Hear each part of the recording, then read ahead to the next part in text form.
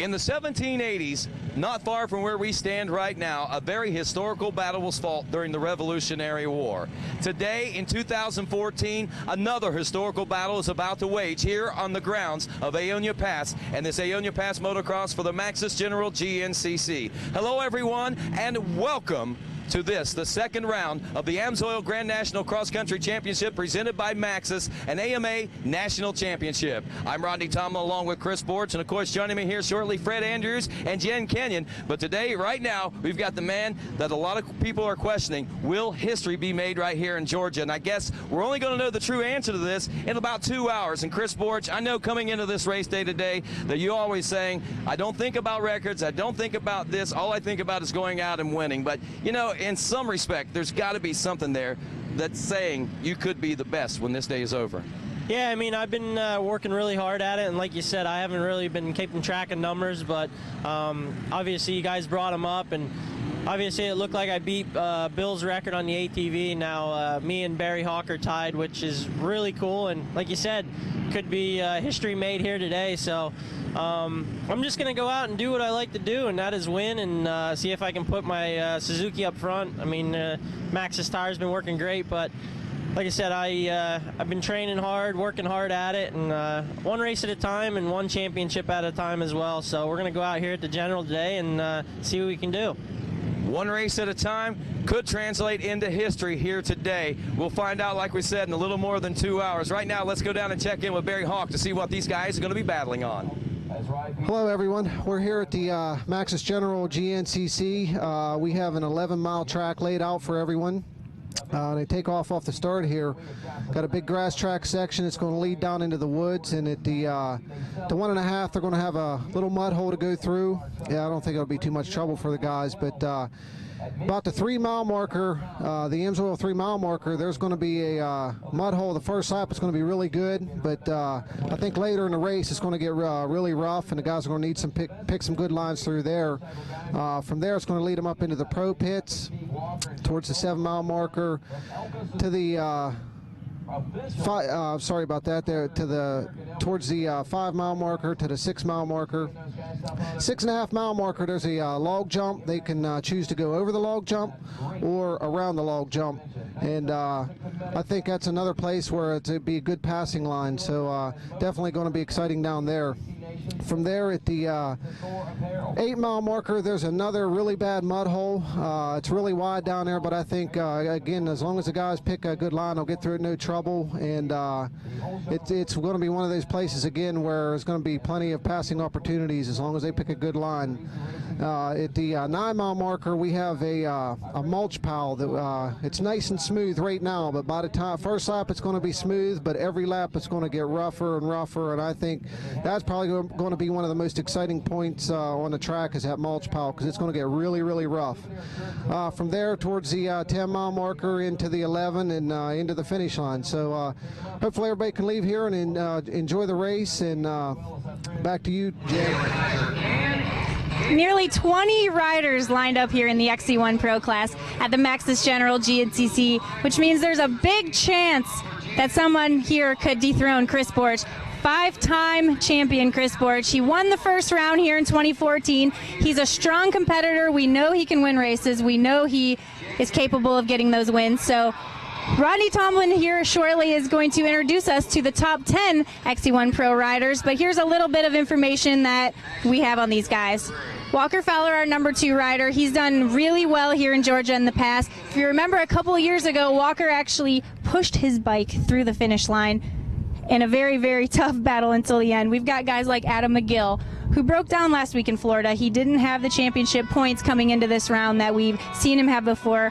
Chris Bithell was second place at the season opener. We know he's going to be a tough competitor against Borch, so I'm going to let Rodney Tomlin go ahead and give you the rundown on the rest of the riders here in this class.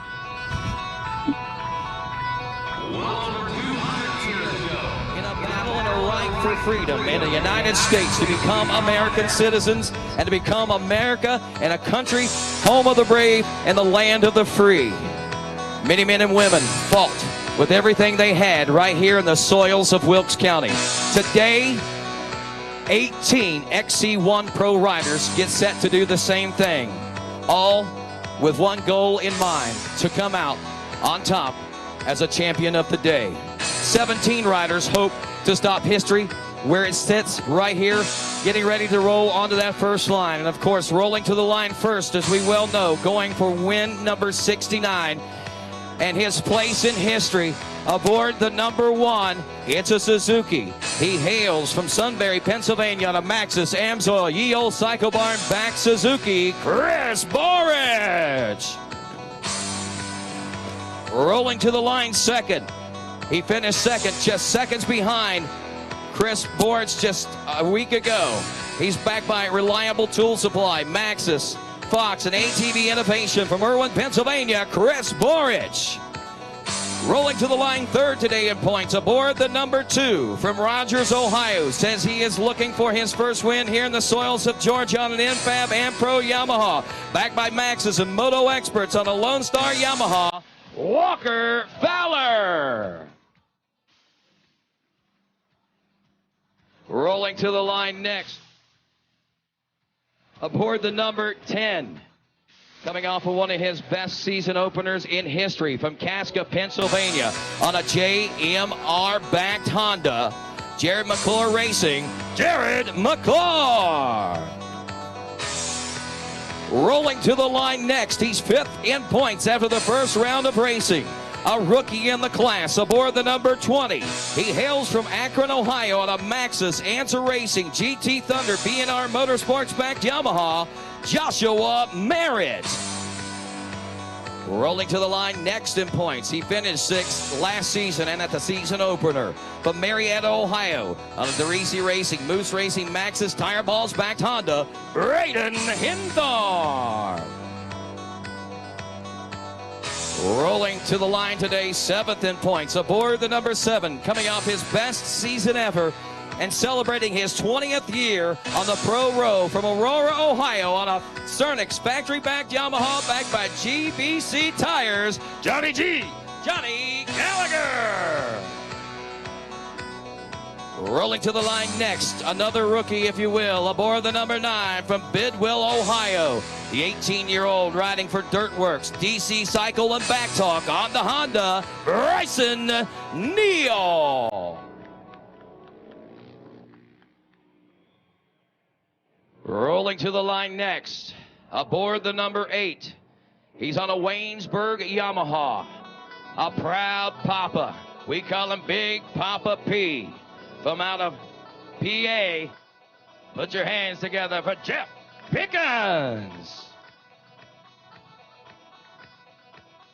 Rolling to the line next, aboard the 549. A Team IXCR Precision Wide Open Motorsports Westfield Power Sports Yamaha ride. From Lebanon, Indiana, Craig Bowman.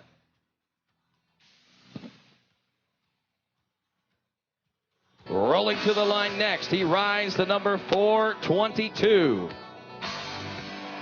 He hails from Morgantown, West Virginia. Riding aboard an Outlaw Motorsports Golden Racing VGR Elka Kenda back Honda, Stephen Golden. Rolling to the line next, aboard the number 341 from Medina, Ohio. Aboard the GT Thunder Honda, Brian Wolf. Rolling to the line next, aboard the number 521. Coming up a little short in round 1. He determined to make a mark in round 2 from West Union, West Virginia on a Racing Power Sports CST Pirate MX backed Honda, Adam McGill. Rolling to the line next, aboard the number 11. He totally skipped the XC2 Pro-Am class, straight to the XC1 Pro class out of Mount Pleasant, Pennsylvania on a Waynesburg Yamaha, backed by GBC Tires, Jay Shadron. Rolling to the line next, aboard the number 5 from Hopedale, Ohio, on a B&R Motorsports GT Thunder Big Nuts Racing backed Yamaha, Kevin Yoho. To the line next, aboard the number 426 from Monterey, Tennessee, Yamaha rider Errol Bright. Welcoming back once again from Montrose, West Virginia on a Hyper Wheels Precision Stabilizers ATV 4-play backed Honda, Brent Sturdivant. And last and certainly not least, A rookie aboard the number 16.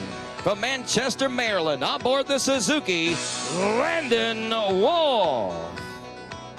And that, ladies and gentlemen, your starting lineup for this, the historical Maxxis General GNCC. And as our 18 pro riders make their way onto the start line and make their final adjustments before the start of this race, we're going to let you riders fire them up one more time to get the blood flowing and get ready to go GNCC racing.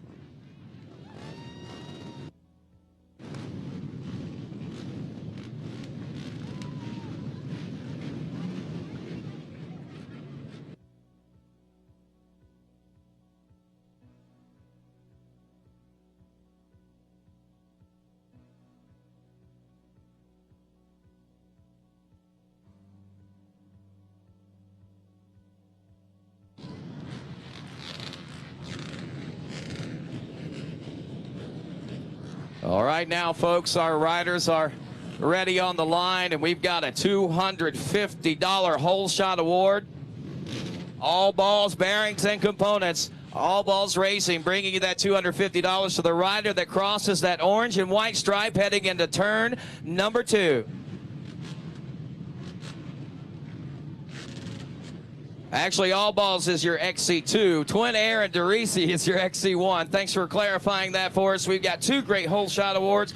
Twin Air products being distributed. That's all the air filters and cleaners and everything by Santo DeRisi and DeRisi Racing up there. And, of course, they're bringing you this whole shot today. And right now, we're turning our attention up to turn number 1, where Ricky Towery stands by and lets these riders know we're 1 minute away from getting GNCC racing underway here in the red soil of Georgia. The hearts are beginning to pound one more time, and as we said, history could quite possibly be written here today, or will it be stopped in its tracks? A couple of different points of history. Chris Borch basically seeming to own this property as far as wins. As we said, 5 out of the last 6 races he's won, and he has a total of 6 wins here at the Maxxis General GNCC. And the blue flags are out. Shut them down, guys. We are now less than 30 seconds out. Shut them down, shut them down, shut them down. I got to ask you, Maxxis General GNCC fans, are you ready to go GNCC racing? Come on, Georgia. I know you can do better than that. Are you ready to go GNCC racing? 10 seconds. And row number 1, the XC1 Pro, will be off and rolling at our Maxxis General GNCC.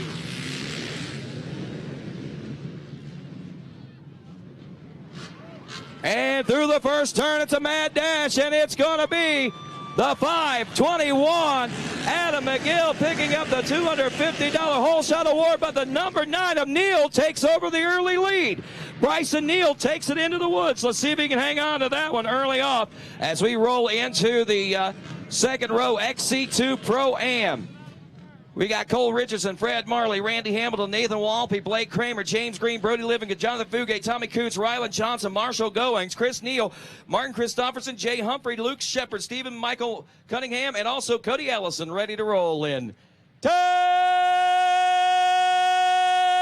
seconds for row number 2, the XC2 Pro-Am.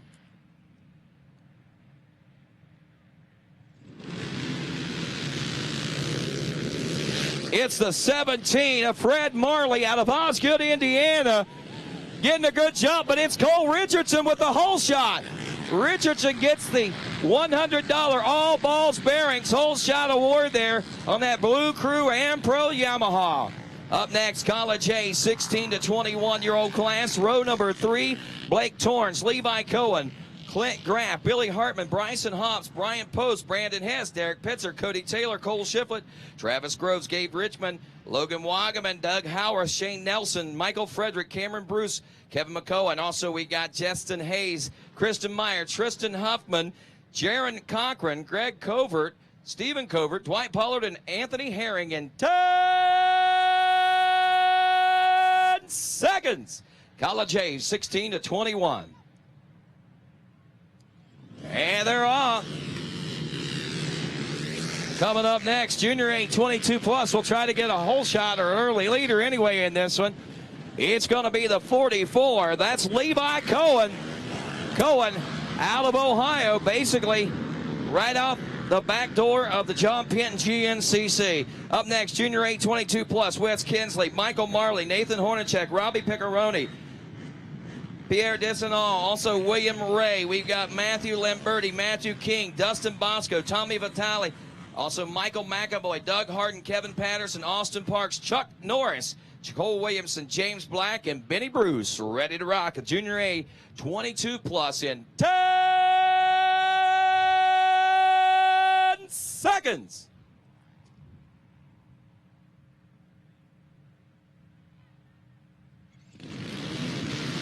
And they're off in this one. It is the 31, Michael Marley out of Osgood, Indiana. Marley looking like he's going to get the early lead as he snags the inside of turn 2. And that moves us next to the Vet A 28 plus class. 42-year-old rider won this class last week in this 28 plus Vet A class. Todd Demery, also Nicholas Carnelli, Bobby Clark, Jeremy Fontaine, Bill Marstill, Danny Thompson, Thomas Jansky, John Cunningham, Robbie Keith, Wesley Stone, John Bongman. We got Walter Schumacher, Mike Daughtery, Michael Mittendorf, Jamie McCartan, Matt Pierce, all ready to roll in 10 seconds. Vet A 28 plus.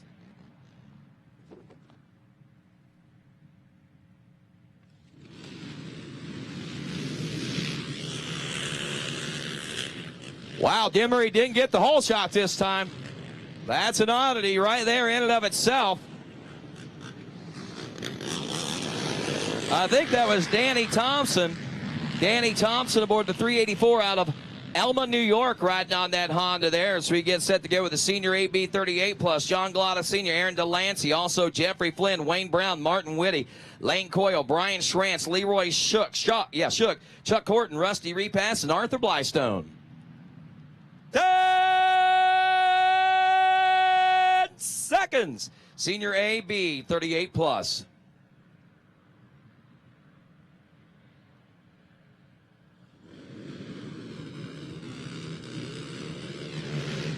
See if we can't snag a leader on this one, an early leader on this one. Wow. Railing the outside. That is, I believe it was the 714 to Bo Cagle, if I'm not mistaken. Actually, no, Bo Cagle's coming up in this one, so I misread that one. Tyler McDaniel, Cole Smith, Spencer Modlin, Michael Spaulding, Matt Torrance, Tyler Creel, Zach Easler, Eric Holyfield, also Corey Kozlowski, Dakota Pritt, Scott Black, J.D. Brown, Brad Pearson, and more in 10 seconds. Andrew Donahue, Tyler Welch, also Brandon Eichert, Tyler Bowman, Braden Schick, Nathan Burkholder, Nick Burkholder, Dustin Burkhammer, Reese Parvin, welcome here. Corey Silverthorne, Noah Landis, Tyler Jordan, Anthony Barnes, Bo Cagle, Hunter Grimes, Trevor Ray, Levi Metzinger, Ryan Henderson, Kirkland Best, and Jeremy Hill. And, whoa! Man, talk about a smarts right there.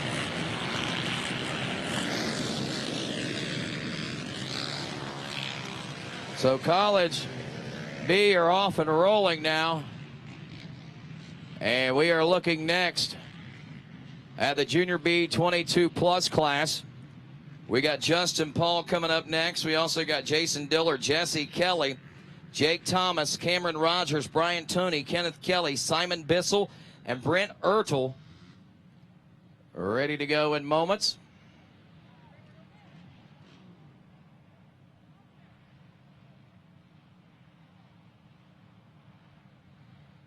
And making sure that everything's going to be all right with our injured rider there off the start. Look at this, friends. He's trying to get up under his own power, but they're going to help him get up, it looks like. Look at him. He's putting up. Put your hands together. Didn't quite get the number for that guy, but wow. Look at that. He's looking for his quad. He's ready to get back at it, folks. Where's my ATV, people? I want to go GNCC racing. The 911. Talk about emergency. Freaking us all out there for a moment. That was Jeremy Hill out of Pacific, Missouri, getting up on his feet, looking for that quad, ready to go GNCC racing. Junior B going in 10 seconds. And there goes the 911. And there goes now the Junior B 22 plus class. Jeremy Hill, man, what a scary moment there, I'm sure, for him and the rest of our crowd. And the 599, Brent Ertel out of Osgood, Indiana, opens up in the Junior B 22 plus class now. As we go next to the Vet B 30 plus, Todd Muscala, Michael Supertrap. Welcome back, my friend. Joe Kraselich, also Tom Barrett, Lance Smith, Daniel Webb, Sam Lamb, Derek Stover, Clip Val, Adam Brockway, Alan Tuttle, Mark Batson, Philip Cole, Steve Barber, Ben McKay, Philip Thayer, and Matthew Bender. And the green flag waves on this one. Hey, folks, just want to let you know, there's the 57. I got something else to tell you. That's Todd Muscala taking the early lead in this one. And as Todd leads these guys into the woods, we still got one more on the start line. Do not cross the track. One more still to start here, folks.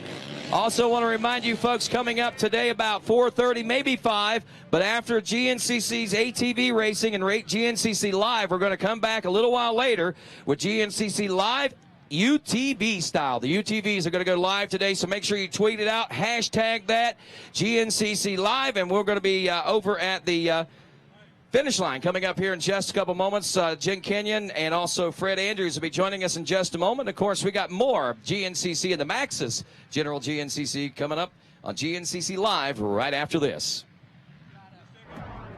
Twins have notoriously been very hard on crankshafts because that big long stroke of those two cylinders just flexes the crankshaft around. So we were seeing bearing issues. Guys, listen up. Don't cross the track yet. We still got one more coming. That it was likely an oil off the problem. track, out of the start region. And they were correct. That was the issue. Instead of having to redesign the engine, I just had to do a better quality oil.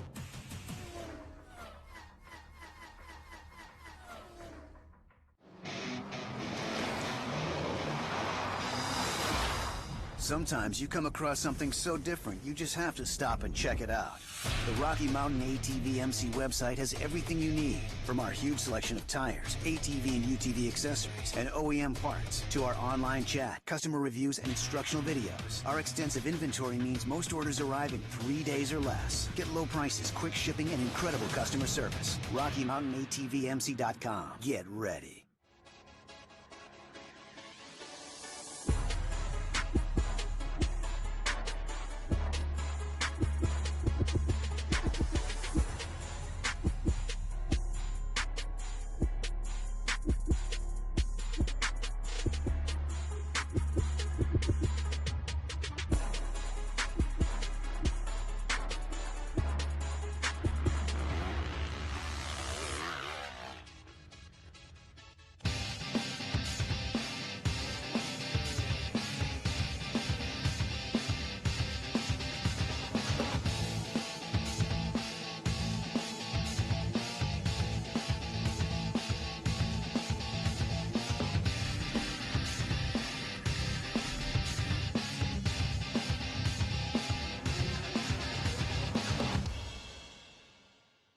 Find your flow with Maxxis tires. You know, here at the Ampro Yamaha factory team, you know, we've been using the Evans products probably 5+ years, no issues. I mean, that's one thing we know we can count on for as cooling. I mean, this year we had a radiator to get a hole knocked in. We lost probably 2/3 of our coolant, our Evans, and the bike, we still didn't have a bike failure. We feel like we have an advantage on our competitors, especially when races get really tough, technical, and the bikes overheat.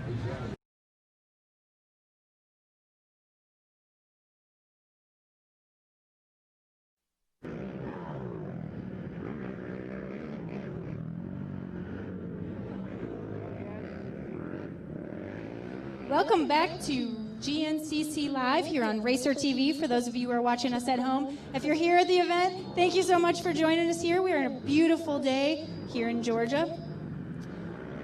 We're just on the first lap here of our afternoon race. It sounds like from reports that Walker Fowler, the number 2 machine, is out front. But of course, we could see many changes just until those guys come through. It sounds like they're heading through the pro row right now. So here on your screen, we've got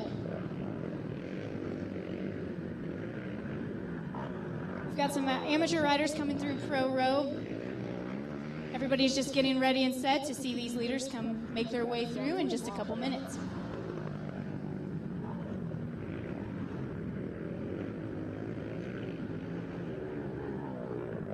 And as Rodney Tomlin makes his way back up here to the finish line area, we saw that he did all the starts just a few minutes ago. We're going to be joined later by Fred Andrews, KR4 Performance. He's on the motorcycle side. He's going to have some great insight for our racing here today.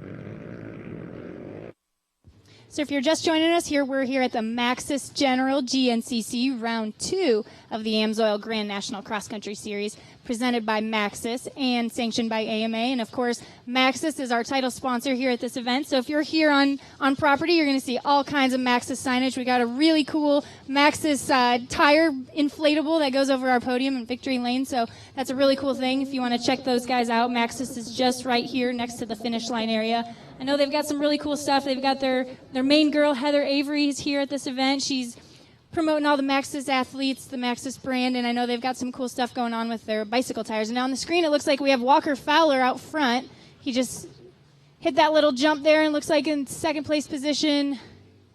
It looked like it was a Honda. And then we've got our third place, which Landon Wolf in the third place, the number 16 machine. So he's in his XC1 debut, right up there in the third place position. Now, if you didn't catch the start, Chris Borch, the number 1 machine, he actually couldn't fire up his bike right away. So not that it was a big deal, but he kind of got off a little bit after the rest of the pack. Rodney Tomlin's joining us here. Rodney, Chris Borch didn't have that much of a delay when he couldn't fire his bike up there. He was just a couple minutes behind, or a couple seconds behind, but it looks like we've got, is that an XC2 rider? I can't tell. We do know that Walker Fowler's out front. Landon Wolf is in third place. I did not catch the second place rider. It looked like he was on a Honda. For those of you at home, you might have seen who that rider was. We've got 18. There's our first Pro-Am rider, number 15. We have Cole Richardson. He's out front there. We've got 18 XC1 pros on the front line, which is huge. Got some new fresh faces that we haven't seen on the front row, so that's really cool to see that here in Georgia.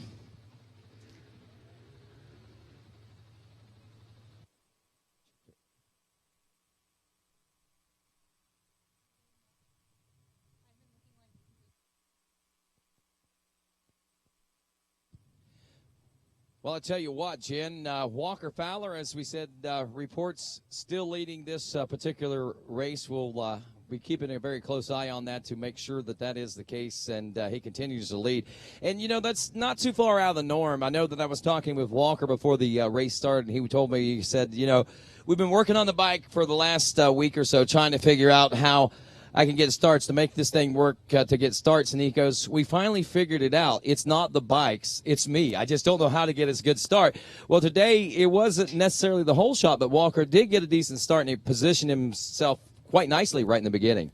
You know, that's the one thing about Walker Fowler. He always tells it how it is. If he's having a bad day or an off day, he's going to say, you know what, it was me. I didn't do well that race. He'll say, I sucked out there. Yeah. And not a lot of riders will do that. But the interesting thing about him is that after round 1, he got a podium finish, and he was smiling. He was like, I don't know what happened, but I just had the most fun I've ever had out there. So maybe that's what we have. We have the fun, happy, smiling Walker here today, which is maybe why he got such an early lead. Yeah, that's quite possible. And when you get a Walker Fowler that's smiling, having fun, and happy like that, it's tough to put a frown on that boy's face. So he's going to be maybe one tough to beat here. And remember, he is still looking for redemption from there a couple of years ago whenever he missed the podium because of or missed the win. He got the podium, but he missed the win because of coming up just a little bit short there with the bike failure. Basically, it blew up, and then he had to push the bike. Had an asthma attack. They had to push the bike across. It was.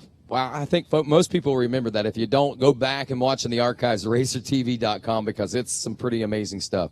You know, I still have that image in my head of Walker pushing his bike through the finish line. His head was down, sweat pouring off his face. He had his whole team behind him. And that was a pretty special moment that I think a lot of people remember. Fred Andrews is joining us here in the booth. Fred, we're just talking about the heart and desire that GNCC racers have, and I know you can speak a lot on that. Having been a racer yourself, team manager, involved very highly, these guys push themselves to the limit out there. Yeah, you know, just when you think they're all getting tired out there, they can all really dig deep, and they can give you that little extra effort. And especially, you know, if you look at the track today, it's really what we're used to doing. You know, we got away from the sand and the little bit of mud we had, and the track's really what GNCC racing's all about. We're going through the trees and the mud and the hills, and, man, it really looks like fun out there. Yeah, it does look like fun. You know, something that we see here, Fred, that we haven't seen, it doesn't seem like a lot in GNCC racing as far as the last couple of years is concerned, and that is, or at least last season anyway, dust.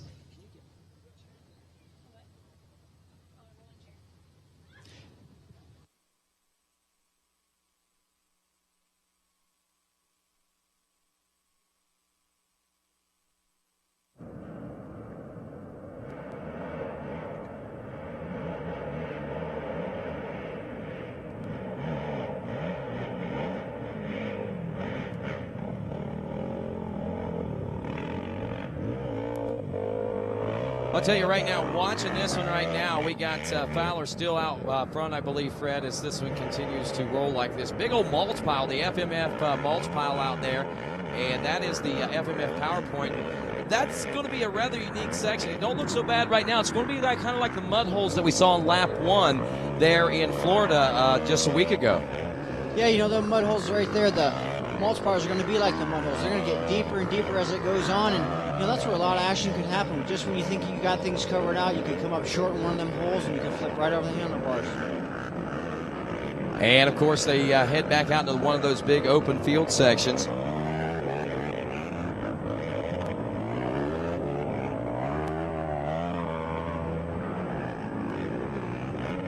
Fowler is being chased down. We're now I'll get you who are second, third, and fourth. We're watching these guys right now. There is Henthorn. Henthorn actually had passed into second place after the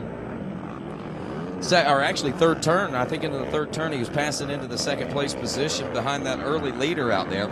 We are now about 20 minutes, just a little more than 20 minutes into this race. And we're just now getting things sorted out.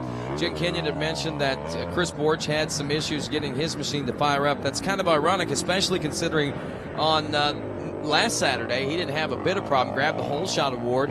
Today, the weight of the possibility of breaking that title or breaking that record today, Fred, could have maybe played a little bit of a role in it, and it could have just been the bike didn't fire. Yeah, you know, that's the characteristic of the four-stroke. Sometimes those things start right up every time, and other times they don't.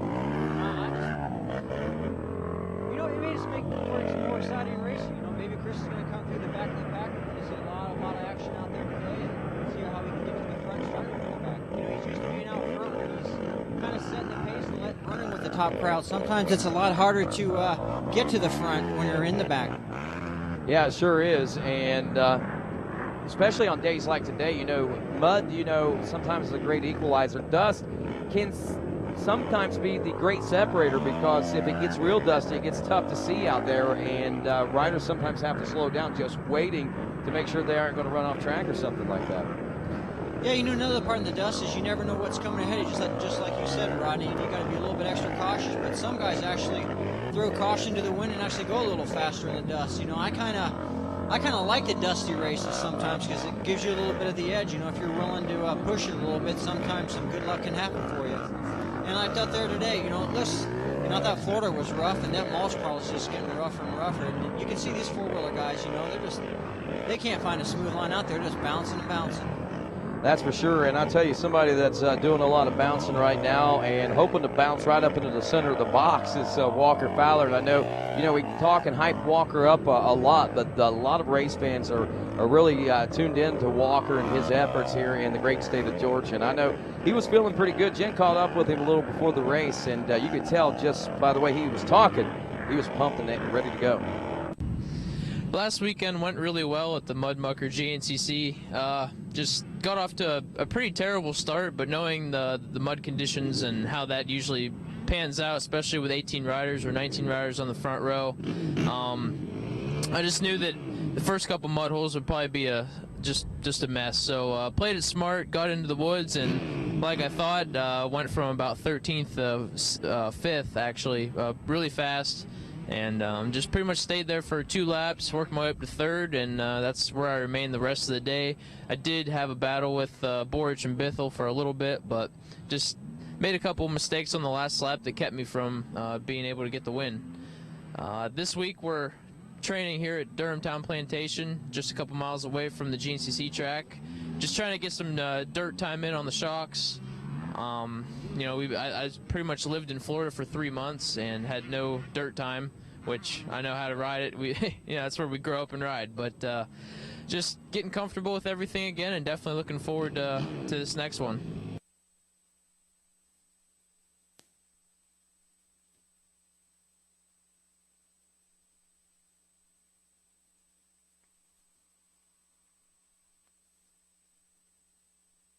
Well, Walker actually optimistic from Durham Town Plantation instead of earlier this morning. But regardless, I know that he's coming into this one with a whole host of confidence. Actually, he mentioned to me this morning also the 3rd place finish after the struggles that he experienced there in Florida was a great confidence booster coming into today. Usually as Florida goes, if you can get through that race, that's the one we all just want to get through, and then it's racing GNCC style from there on. So getting a 3rd place finish in Florida, that's really good for Walker's confidence, and just getting on the box and finishing that, like I say, man, that's just a big confidence booster, because now we're on the ground that we know how to ride, and we'll take her from there.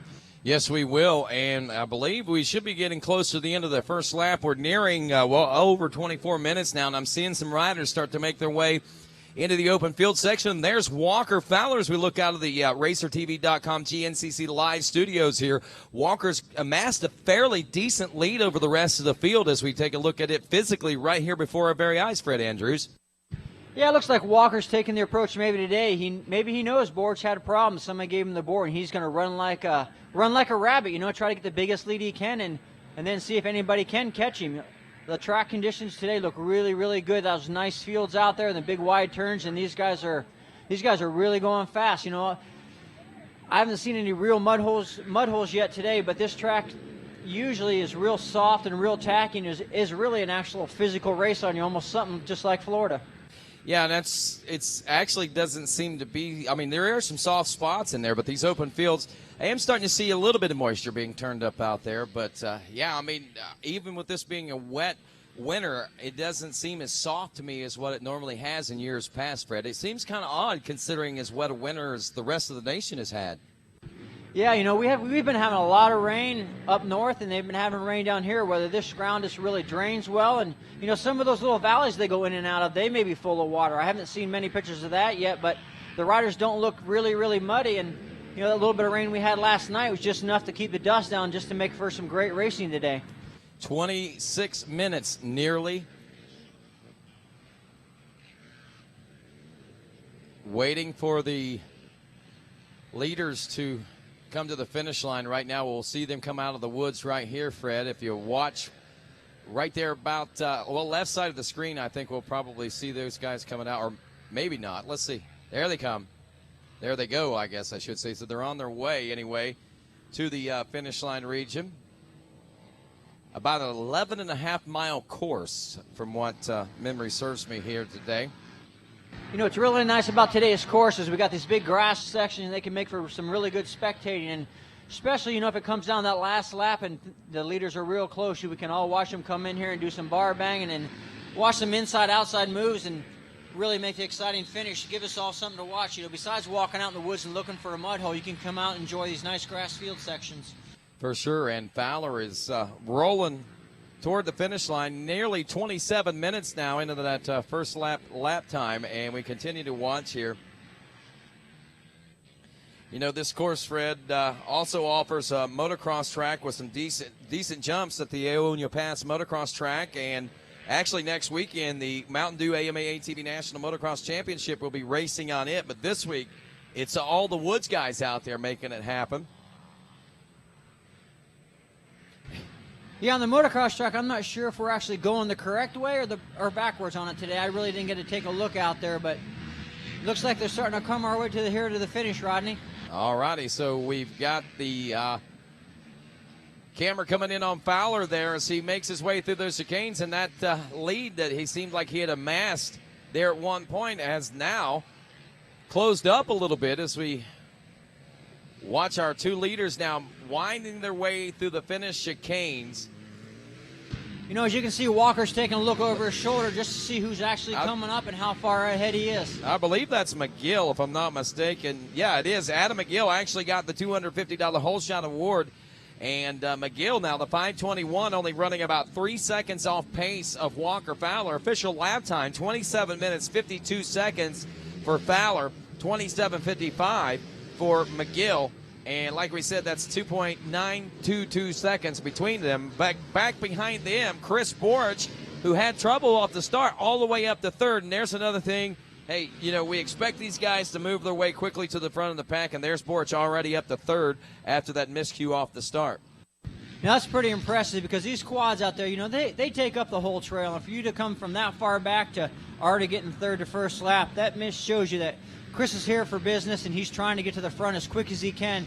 He doesn't want those leaders to get way out ahead and kind of build their confidence that they're getting away from him. He wants to get up there and get in their head and let them know he's coming. He sure does. Kevin Yoho running back in the number 4 spot aboard the number 5. Yoho is riding on his best season, coming off his best season, and picking up right where he left off. He had a good, strong finish down there in Florida. Actually, a good, strong ride. Didn't have a great finish, but a good, strong ride there. He comes back. He's 4th right now. We got Brian Wolf also coming on a strong ride today. He's 5th aboard the 341 out of Medina, Ohio. Chris Bithell, who I mistakenly called Chris Borch in the opening ceremonies, but Chris Bithell aboard the number 4 is running 6th. He had some problems off the start, too, it looks like. We got McClure back there in the number 7 spot. Landon Wolf, rookie rider at the number 16, is 8th. Brent Sturdivant, the 149, in 9th. And looks like Jeff Pickens, Big Papa P, rounds out your top 10 now. So Fowler, McGill, Borch, Yoho, Wolf is what we're looking at. And I'm thinking, yeah, I keep seeing the name of Wolf and Bithell go back and forth. They went through the transponder at the exact same time. 28:16:43 exactly. I'm not sure how you do that, but it looks like Walker Fowler's going by the 1 mile marker now, and he's trying to get away, but Adam McGill's just not letting it happen. He's just staying close behind him, you know, maybe even learning a few lines and just keeping the racing close. Well, I'll tell you, this right here is something big for both of these riders. The only problem is the guy they want to try to get as far ahead of is now right behind them. Now, according to the clock, 18-second gap. Now, we're going to keep that into account, and I'm going to tell you something. Last race, remember, it was actually Chris Borch turning the fastest laps all day long, and as the race went on, it seemed like he got faster and faster. When we expected him to get slower and those lap times to slow down, he actually got faster. Yeah, that's one thing. That shows you what kind of shape he was in. You know, he stayed down there all winter long. He was training really hard, and if you can turn fast lap times all the way to the end, you know, that shows what kind of condition you're in, and he must have been picking some good lines out there also. And, you know, this race here, those guys out front are going to try to get a lead and maybe even hook up together and try to run from Chris and see how far ahead he can get. Well, Fred Andrews, you know the game. I don't think it matters if you're on 2 wheels or you're on 4 wheels. You've got to have some sort of strategy whenever you go out there on the trail. Yeah, and, you know, maybe those 2 guys, like I said, they've hooked up, and maybe they are trying to run together, to work together. And, you know, 2 guys can get through traffic a lot better than a single person. But, you know, Chris Borch, he came through some guys already, so, you know, he's on fire, and those guys just trying to get away. Well, as I take a look at the overall right now, we do have an XC2 Pro-Am rider checking in the number 8 spot. And guess who that is?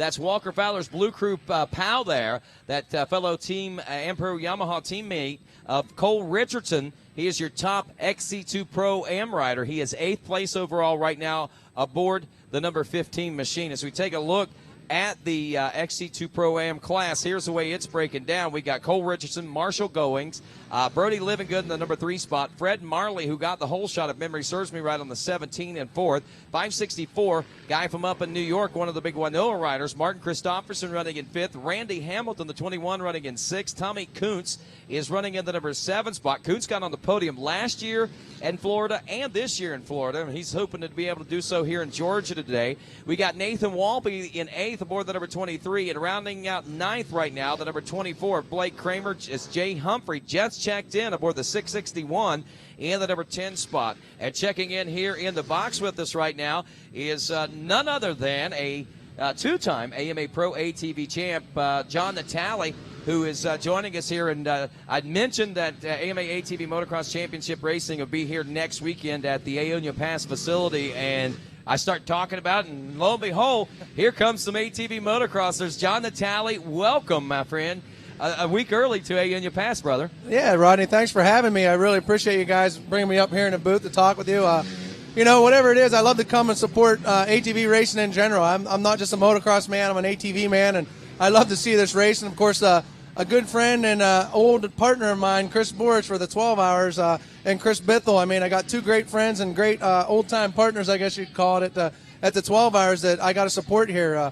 And, of course, Adam McGill. I got a lot of friends running this, so I'm out there supporting all these guys. And like you said, you know, at the beginning of the race, it looked like Chris had a problem with the start there. He couldn't get going, and I think he went into the woods around 15th, somewhere in there, or 14th. I know he was way back, and by the time he got over here to finish, he was already up to 3rd. That's crazy. And, John, you've been out there on the course before. You've raced a little GNCC during motocross seasons, after motocross seasons and such, and I mean, you know what these guys are going through almost out there, I guess, huh? Yeah, you know what? A motocross mentality out in these woods doesn't really do that well. I've proved that time in and time out. But I'm going to come back again at the end of this year and try to run a little more, use my head a little bit better, and see if I can't. I mean, you know, to have the patience and the just the overall knowledge that Chris Borch has to be able to come from the back. There's a lot of times when somebody like myself, a motocross mentality, like I say, you get out there and you want to just go, go, go, where Chris knows he's got 2 hours. You don't win this race. And I've seen a lot of these races. You don't win this race in the first hour. No. You know, a lot of these races I've seen have come down after 2 whole hours, comes down to the last 2 turns before the finish. I mean, that's amazing. 2 hours of nothing but hardcore racing, and these guys are side by side going through the finish line. It's crazy. I know that. And, Fred, you come from a motocross background, so you know what he's talking about, how that mentality is hard to switch over from. Yeah, you know, when I first came into it, I was the same way. I thought, man, I got to win this thing the first lap. I was bouncing off of people, running into people, thought I had to get to the front, and then I come around the first lap. Yeah, I'm leading, and they're going, okay, you've got 2 hours and 45 minutes left to go, and I'm like, you got to be kidding me. But, you know, it's something we all learn, but it's in our heart. You know, I kept on going that day, and I'm sure he does too. You know, we all dig deep. When you're doing good and you want to do it, it just comes natural. But with this, you know, I like to say, they take their time, but, man, I don't think Chris is taking the time. He wants to get to the front because he knows he's in shape, and nobody really waits around anymore. They're all going for it. Yeah, you know, with 68 wins, I think Chris Borch has proven that he is in shape. I've watched this guy train. He trains hard. His family works really hard. I mean, it's nothing but the ATV life for these guys, and every day he eats, breathes, and sleeps ATVs and racing. And, you know, he's in the gym, he's riding mountain bike, and he's on the bike getting seat time. And like you said, he is not going to give up until he gets right on their bumper. And racing in general, whether it be 2 or 4, there are no quitters in this sport. If you've ever watched, I mean, we ride through pain and broken bones and just sheer exhaustion and just keep going just because there is no quitting these people out here. I mean, this is one of the reasons why I love motocross, I love cross country, I love all types of this personal racing like this, because people just work so hard, and it's also the team, the competitors actually work together too, because you don't want to beat another guy out there because he had a breakdown. So we'll work hard to make sure your toughest competitors out there on the track with you. That way at the end of the day, if you come away first, then you know you beat the best out there. Yeah, you know what? It's a big family. Everybody here gets along. You know, we're friends in the pits and on the track. We're rivals, but we all want to see each other do good. We all want to finish, and we're not going to take any cheap shots, and that's what makes GNCC racing a lot of fun. It's a family sport, and it's fun. Yeah, you know, and it's great because I brought my daughter this weekend. She just turned 4 a few days ago, and we're able to get up close and personal with these bikes. We're able to cross the track and be able to root on your favorite rider. This is you know, I'm not used to, like I said, I come from the motocross side of it where you're kind of distanced from the track, you know, for safety reasons or so on.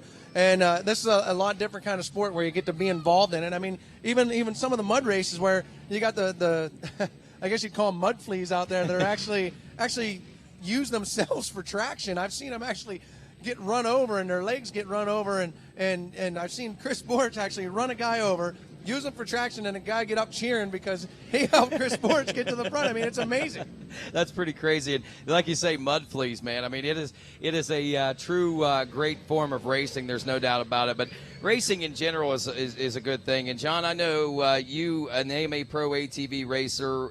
You're what? You're probably one of the oldest, if not now, the oldest guy on the starting line whenever it goes to line up. No, Joe Bird. Yeah. Joe Bird's got 41. Me by a couple years. Yeah, so, 41. You're not even close to 40 yet, are you? No, not even close. I mean, 38, that's not even close. That's what I'm saying. I got at least another 2 years. That's a long time. And what I got till July till I turned 39. So, man, we got a long time. I got a lot of racing in front of me yet. Well, speaking of a lot of racing, next weekend, John the Tally and the AMA ATV Pros, all the amateurs, and John the Tally Experience takes to right here at Aonia Pass. Tell me what you guys got planned for next weekend. Yeah, you know, we got 7 riders in the Natali Experience. Basically what it is we're trying to get these riders out here and teach them what it takes to be a pro, how to train. There's very few riders that can train on their own to the level that you got to it to be a pro. I mean, you know, even between GNCC and GNC, which is the motocross, you have 5 top riders that can actually train themselves and actually push themselves to the limit to be able to compete with these guys. I mean, you got people like Chad Ween and Chris Borch, myself. I mean, it's hard to get out there and push yourself. Nobody likes it. I mean, you go on Monday and it's like, God, you know, I got to get up at 8 o'clock in the morning, get to the gym, and I got to ride, and then something obviously always breaks. You got to work on that. It's hard to keep this momentum going. So we're trying to teach these kids how to do that. And we're also trying to get them kind of into the spotlight, so to speak, where the sponsors can see these up-and-comers. We got a couple of 50 riders, a couple of 80 and 90 class riders, a 250 rider, and a B rider and a Pro-Am rider. I mean, these guys are going to be people to watch, and what we're trying to do is get them noticed. We're trying to let these sponsors know that these guys are coming up, and they're going to need help. I mean, this sport isn't cheap. No, it isn't, and it definitely takes a lot of help, a lot of effort on everybody's part, the team, the rider, everybody involved, and that's good, man. You give them a well-rounded experience. I think that's a good idea because you give it to them from the grassroots level. That's the cool thing about your program. It is.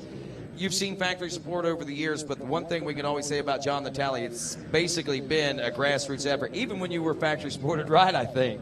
Yeah, it definitely has. I mean, without my parents and my wife and all the really good just people, I mean, just in general. I mean, fans even. I've had actual fans come out of the crowd when I needed a part. They would actually come up and give me a part. I mean, these are the things that make this ATV racing a blast and fun. Racing in general, because even on 2 wheels, it's the same way. It doesn't really matter.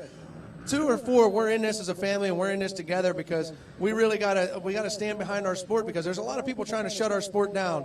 And the thing is we all got to stick together, because as a group we're powerful, and singly we're not that strong. Amen. And that I think that kind of echoes the reason why GNCC and the AMA, the American Motorcyclists Association, team back up again here in 2014 for this AMA National Championship and such, John, and good point, man. Very good point. John, next week, 1 o'clock, is that the when the gate drops? You know, it's changed over the couple of years. I believe it's going to be 1 and 4 is going to be our gate drops for the pro class next weekend. So you guys ought to really stick around. I mean, if you enjoy racing, I mean, you're close to here, stick around, come check it out. It's going to be a great time, and this year proves to be one of the best seasons in history. I mean, we got a lot of real good talent moving up to the pro class. And we got a lot of talent, including one of my own Pro-Am riders of Alex Waskop, who has actually come from the dirt bike side and moved over. January was the first time he actually threw a leg over a 4-wheeler, and he just has complete natural talent, and we've been working with him hard, and I think he has a real good shot at bringing home a championship in the Pro-Am ranks. Wow. That doesn't happen very often. A lot of times guys go from 4 to 2, but you don't see it go from 2 to 4 very often at all.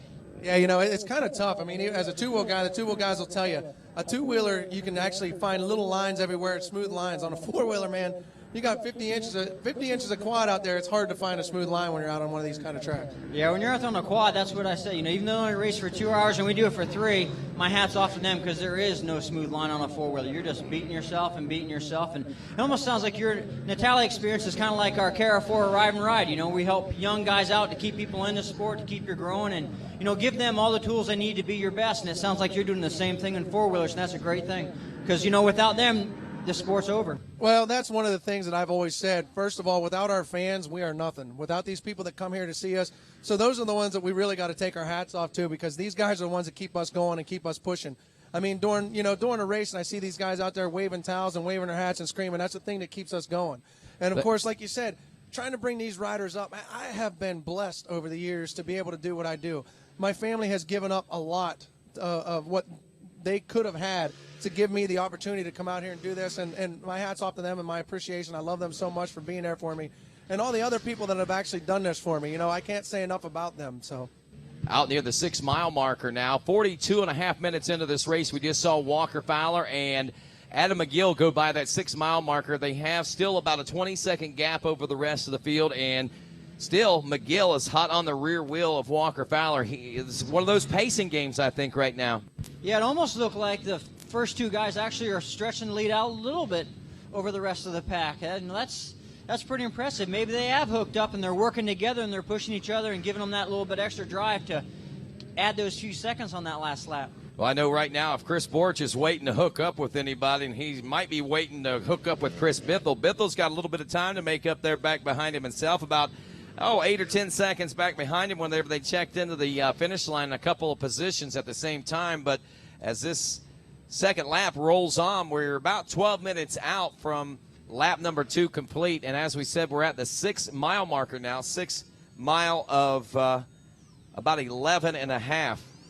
Roddy, that's kind of what I was thinking too, because, the 2 Chris's, what we would call them, I guess, normally would be the Killer Bees. Killer Bees, yeah. They're used to training together, and I think if they get hooked up, they're going to run to the front of this thing. And, nothing to take it away from Walker Fowler, but you don't get to be a champion as many times as Chris Borch with that many wins by just laying back. I mean, he's a pretty smart guy, and I think that, he might be biding his time, or, those guys could be trying to run away. We're going to have to see how this plays out. Well, traditionally, and a lot of times, and Fred, I don't know if you've paid a lot of attention from over in the Motorcycle Pro pits, but a lot of times whenever Walker Fowler has a good dominating day, it starts out a lot like what we see right here. He gets out front, he blasts his way to the front, and he did it in the Pro-Am class. He was just a wild child, a madness to get to the front of the pack just in that class and to stretch things out like nobody's business. And, I've talked to him on the days that he goes back to Wild Walker and looks for those rides like in the XC2 Pro-Am class. Those are the days that he gets his win, and this could be one of those days.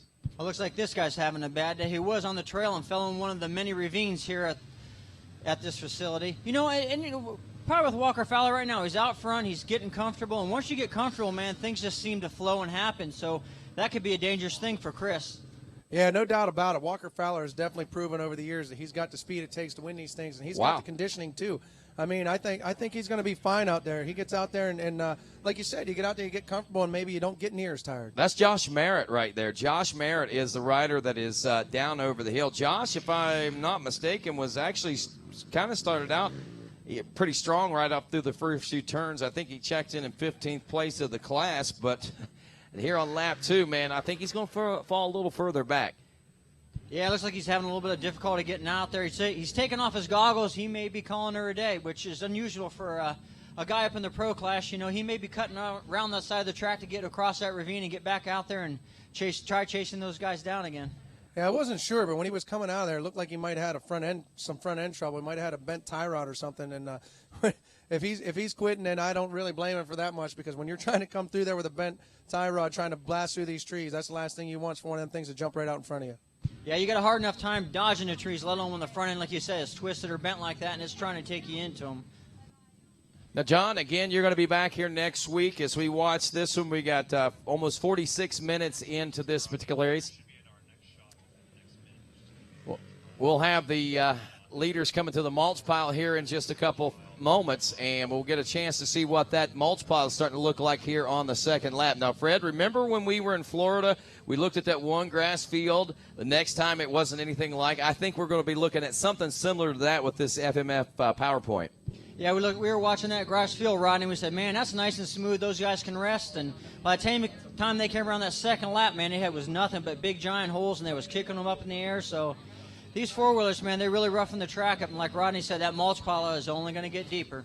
Yeah, you know, I'll tell you what, you kind of think that as a rider out there, too. Wow, this, the first lap, this track ain't that bad, man. I think I can handle this for 2 hours. And second time you come around after all them bikes come through there, you're like, well, okay, there it is. Now we're back to GNCC racing. Yeah, and here we are with our leaders out near that mulch pile now, that 6 mile marker from them. Look at that. Look how polished that is. All that mulch got pushed off leading into it anyway. Now let's see what happens in the big, thick part of it. It's turning kind of motocrossy there, John. Yeah, we're getting kind of whooped out. It's kind of reminding me of down in Florida, down at Croom Park, where it's nothing but whoops. But looks like Walker found his way around there good, and I'm not sure, but it looks like Porsche might be closing the gap a little bit on these guys. Looks like you might have company coming in that way as well. I don't know if that's still Yoho back there or not. I know this is actually the 8 mile marker. I said 6, but it's actually the 8. And, folks, while we watch the FMF PowerPoint here on TV, want to remind you, folks, that if you come out to a GNCC or you're here at a GNCC, don't forget to stop by our AMSOIL booth, the first in synthetics, where their Building Legends sweepstakes is going on right now. You can sign up to win an EBR. That's an Eric Buell Racing 1190 RX. All the details available for you right there at the AMSOIL display right here on Vendors Row.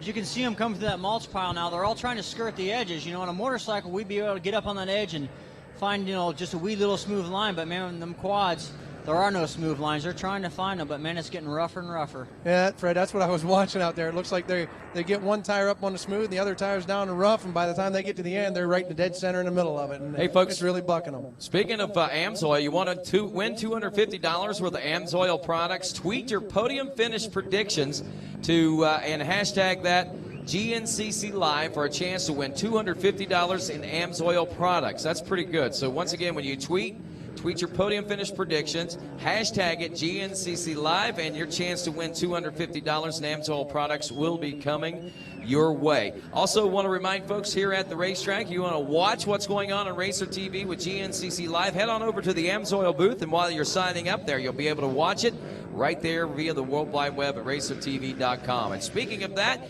we'll be back with more here on RacerTV.com as GNCC Live continues in just a moment. Twins have notoriously been very hard on crankshafts because that big long stroke of those 2 cylinders just flexes the crankshaft around. So we were seeing bearing issues. Research development people at AMSOIL could show us that it was likely an oil problem. And they were correct. That was the issue. Instead of having to redesign the engine, I just had to do a better quality oil.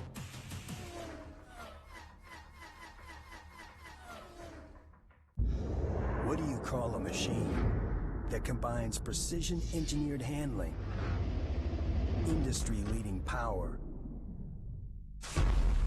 and a rider-focused design?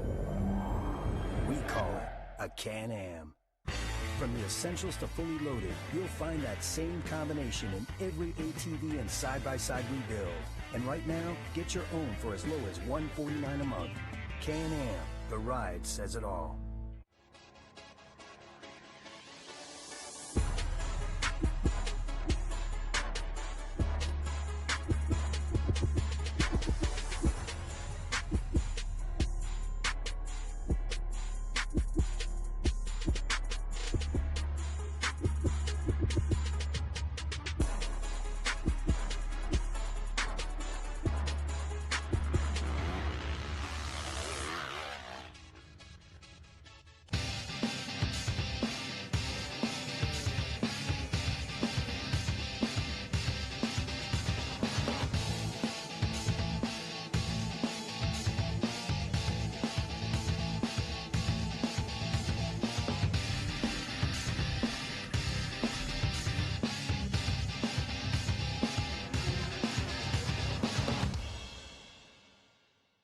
Find your flow with Maxxis Tires. You've got to see this place to believe it. March 7th through the 16th, it's the Florida RV Open House at Lazy Days, the RV Authority. Shop the world's largest RV dealership. Over 1,000 motorhomes, travel trailers, and fifth wheels. Take advantage of our incredible buying power. Travel trailers from just $119 per month. Class C motorhomes from only $449 per month. And Class A motorhomes as low as $469 per month. Don't miss the Florida RV Open House, March 7th through the 16th at Lazy Days, the RV Authority. Details online at lazydays.com. And welcome back to GNCC Live on RacerTV.com. Rodney Tomlin along with Fred Andrews and Jen Kenyon also out in the pits with us. Once again, reminding you, tweet your podium finish predictions and hashtag them GNCC Live for a chance to win $250 in great AMSOIL product. Winners will be chosen randomly. As we return back, we're now some 52 minutes into this race. Walker Fowler continues to lead with Adam McGill in second. Chris Borch still in the number 3 spot, and from visual accounts, it almost looks like maybe closing the gap up just a little bit. Kevin Yoho back and forth, and Brian Wolf was 5th, but he actually, I think it might be Bithell now into the number 5 ride, Fred Andrews, as this race rolls on. And, man, I tell you, we're only just a couple minutes out from the finish line. When these guys come in, I think we're going to see a little bit more intensity at the halfway point of this race. Yeah, it looks like these guys are really enjoying this nice facility here. The track and the dirt looks really good, and I'd have to say the top 2 guys are probably going to be closer, just like you said, Rodney. You know, they're going to know that it's the halfway point's coming up. If they're going to go, it's time to go, because we don't want, you know, they don't want Chris to be putting his last-minute push on them. They're going to try to get as far ahead as they can out there. I'll tell you what, this track really looks good right now. Hopefully it holds off, because we got rain say it's coming in, but hopefully it doesn't show up. Hopefully it does not. You know, we keep talking about Chris Borch, and we talk about this opportunity for him to write history and become the most winning ATV and most winning GNCC racer of all time. You know, we put a lot of hype into that. We talk about it. We think a lot about it. However, Chris Borch really don't think about it a whole lot. We had a chance to catch up with Chris before the race got underway. The thing that keeps me going is just having great family friends around me to actually ride with and train with. I have Johnny Gallagher, Chad Weenan, just a bunch of good dudes at the house that I can ride with and have fun with, and they want it as bad as I do. So it's always a good day to go out and get on the road bike or go run or even go riding and having a good time. So that's basically what keeps me going to win championships and races. Well, like we said, you know, Chris, I mean, he keeps it simple, man. I think that's one thing that's kept Chris Borch's program so strong as leaders due in here to the finish line, Fred, in less than a minute now. Yeah, I see the Yamaha guys out there. They're all looking for their riders coming in here, and it's going to be exciting. You know, we all live for this close racing, and it's just like I said earlier, it's great to have this big grass track where all the spectators can come and enjoy it. For sure, and looking beautiful today, man. A little overcast as far as the sky is concerned. Like you said a few moments ago, the possibility of rain showers is in the air, but not real sure that anything like that's necessarily going to be taking place. But you know, the weathermen, the only ones, they get paid no matter what, whether they're right or wrong, they're still getting paid. You know the great thing about exactly. I like that. I want to be a weatherman. And do they get yelled at when they're wrong? Not when they say it's going to rain and the sun shines. I think everybody's happy. It looks like Walker Fowler is coming into our view right now. Well, there's Fowler. Good point there, Fred Andrews, as Fowler makes his way in. Where is the 521? I think I saw it coming out like this a few moments ago. We saw Fowler look like he came out of the woods by himself for the most part, but by the time they made it to the end, well, that was at the 9. Here we are now at the 11. And this is lap 2. Walker appears to be pretty much by himself, Fred. He's not as far ahead. It's just looks like he's ahead because really, check it out, only about 3 seconds back in reality, I think, is the number 521 of Adam McGill now closing in as we snake our way through the chicanes. Yeah, they're still holding tight, and you can see when Walker was coming around those turns, he was looking for Chris. He's checking out wherever he can to see if he's catching or if he's pulling away. And as you can see right now, he's digging. He's trying to get as much of a lead as he can. 2-lap card is out. This is going to be a 4-lap race, Fred. These lap times, as we've been looking at them, 27:58, a 28-minute lap time that time around, will probably come just short of 2 hours. But, man, if you go any longer, you're going to be way, way long. So right now it's just a matter, can Walker Fowler keep this pace, keep this level and this intensity for another hour of this? Well, I'd have to say, Ken, he's been working hard all year to put that Yamaha up on top, and actually, with this track being only 4 laps instead of 5, it actually makes for better racing for the riders out there. They're not bored with the track. The track's not going to get as rough, and they can push a lot harder now that he knows he's only got 2 laps left. He's letting it all hang out right now, I'm sure of it. And also, I think it has to take into account that there probably won't have to be as much lap traffic to contend with on the final lap. Yeah, when the stretch is out longer laps like this, it's definitely less traffic and less chaos can happen to you on the last lap. And you can see, man, he's just giving it everything he's got right now through these grass fields, trying to get that lead. Well, I'll tell you what, we've got all of our classes in from 1 lap complete. We are working on now 3 for the pro class and 2 for the rest. We're going to do a complete Parts Unlimited breakdown for you coming here in just a few moments. But right now we're looking at the top 10 and looking at Walker Fowler zipping through the fields right now with McGill right where he wants to be. I think McGill wants to Borich Fowler. If you want to know the truth, he's trying to ride in that position right now. But it's Fowler, McGill, Borich still back in the number 3 spot.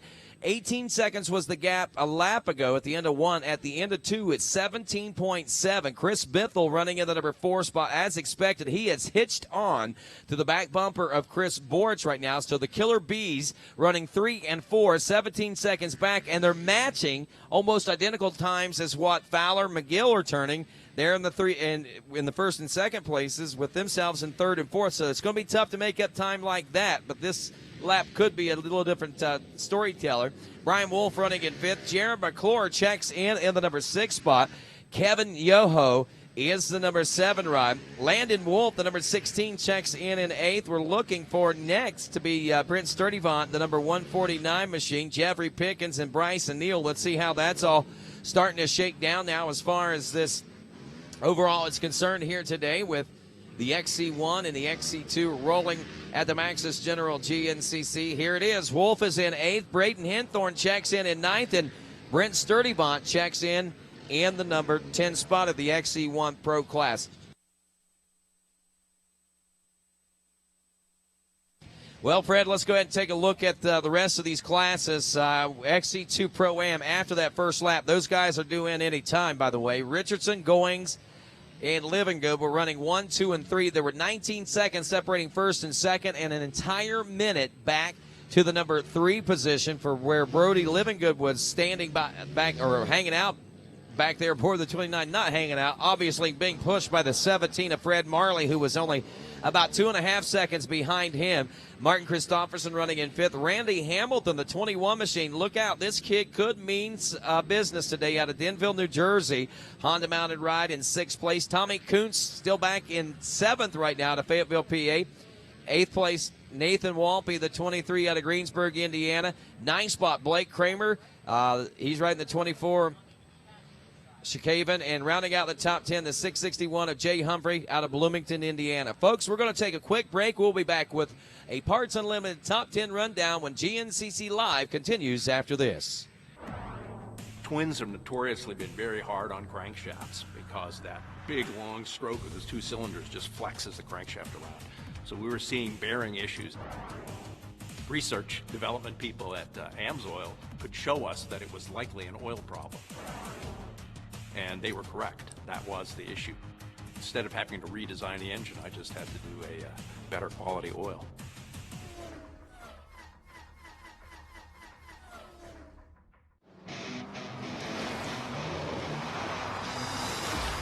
Sometimes you come across something so different, you just have to stop and check it out. The Rocky Mountain ATV MC website has everything you need, from our huge selection of tires, ATV and UTV accessories, and OEM parts, to our online chat, customer reviews, and instructional videos. Our extensive inventory means most orders arrive in 3 days or less. Get low prices, quick shipping, and incredible customer service. RockyMountainATVMC.com. Get ready.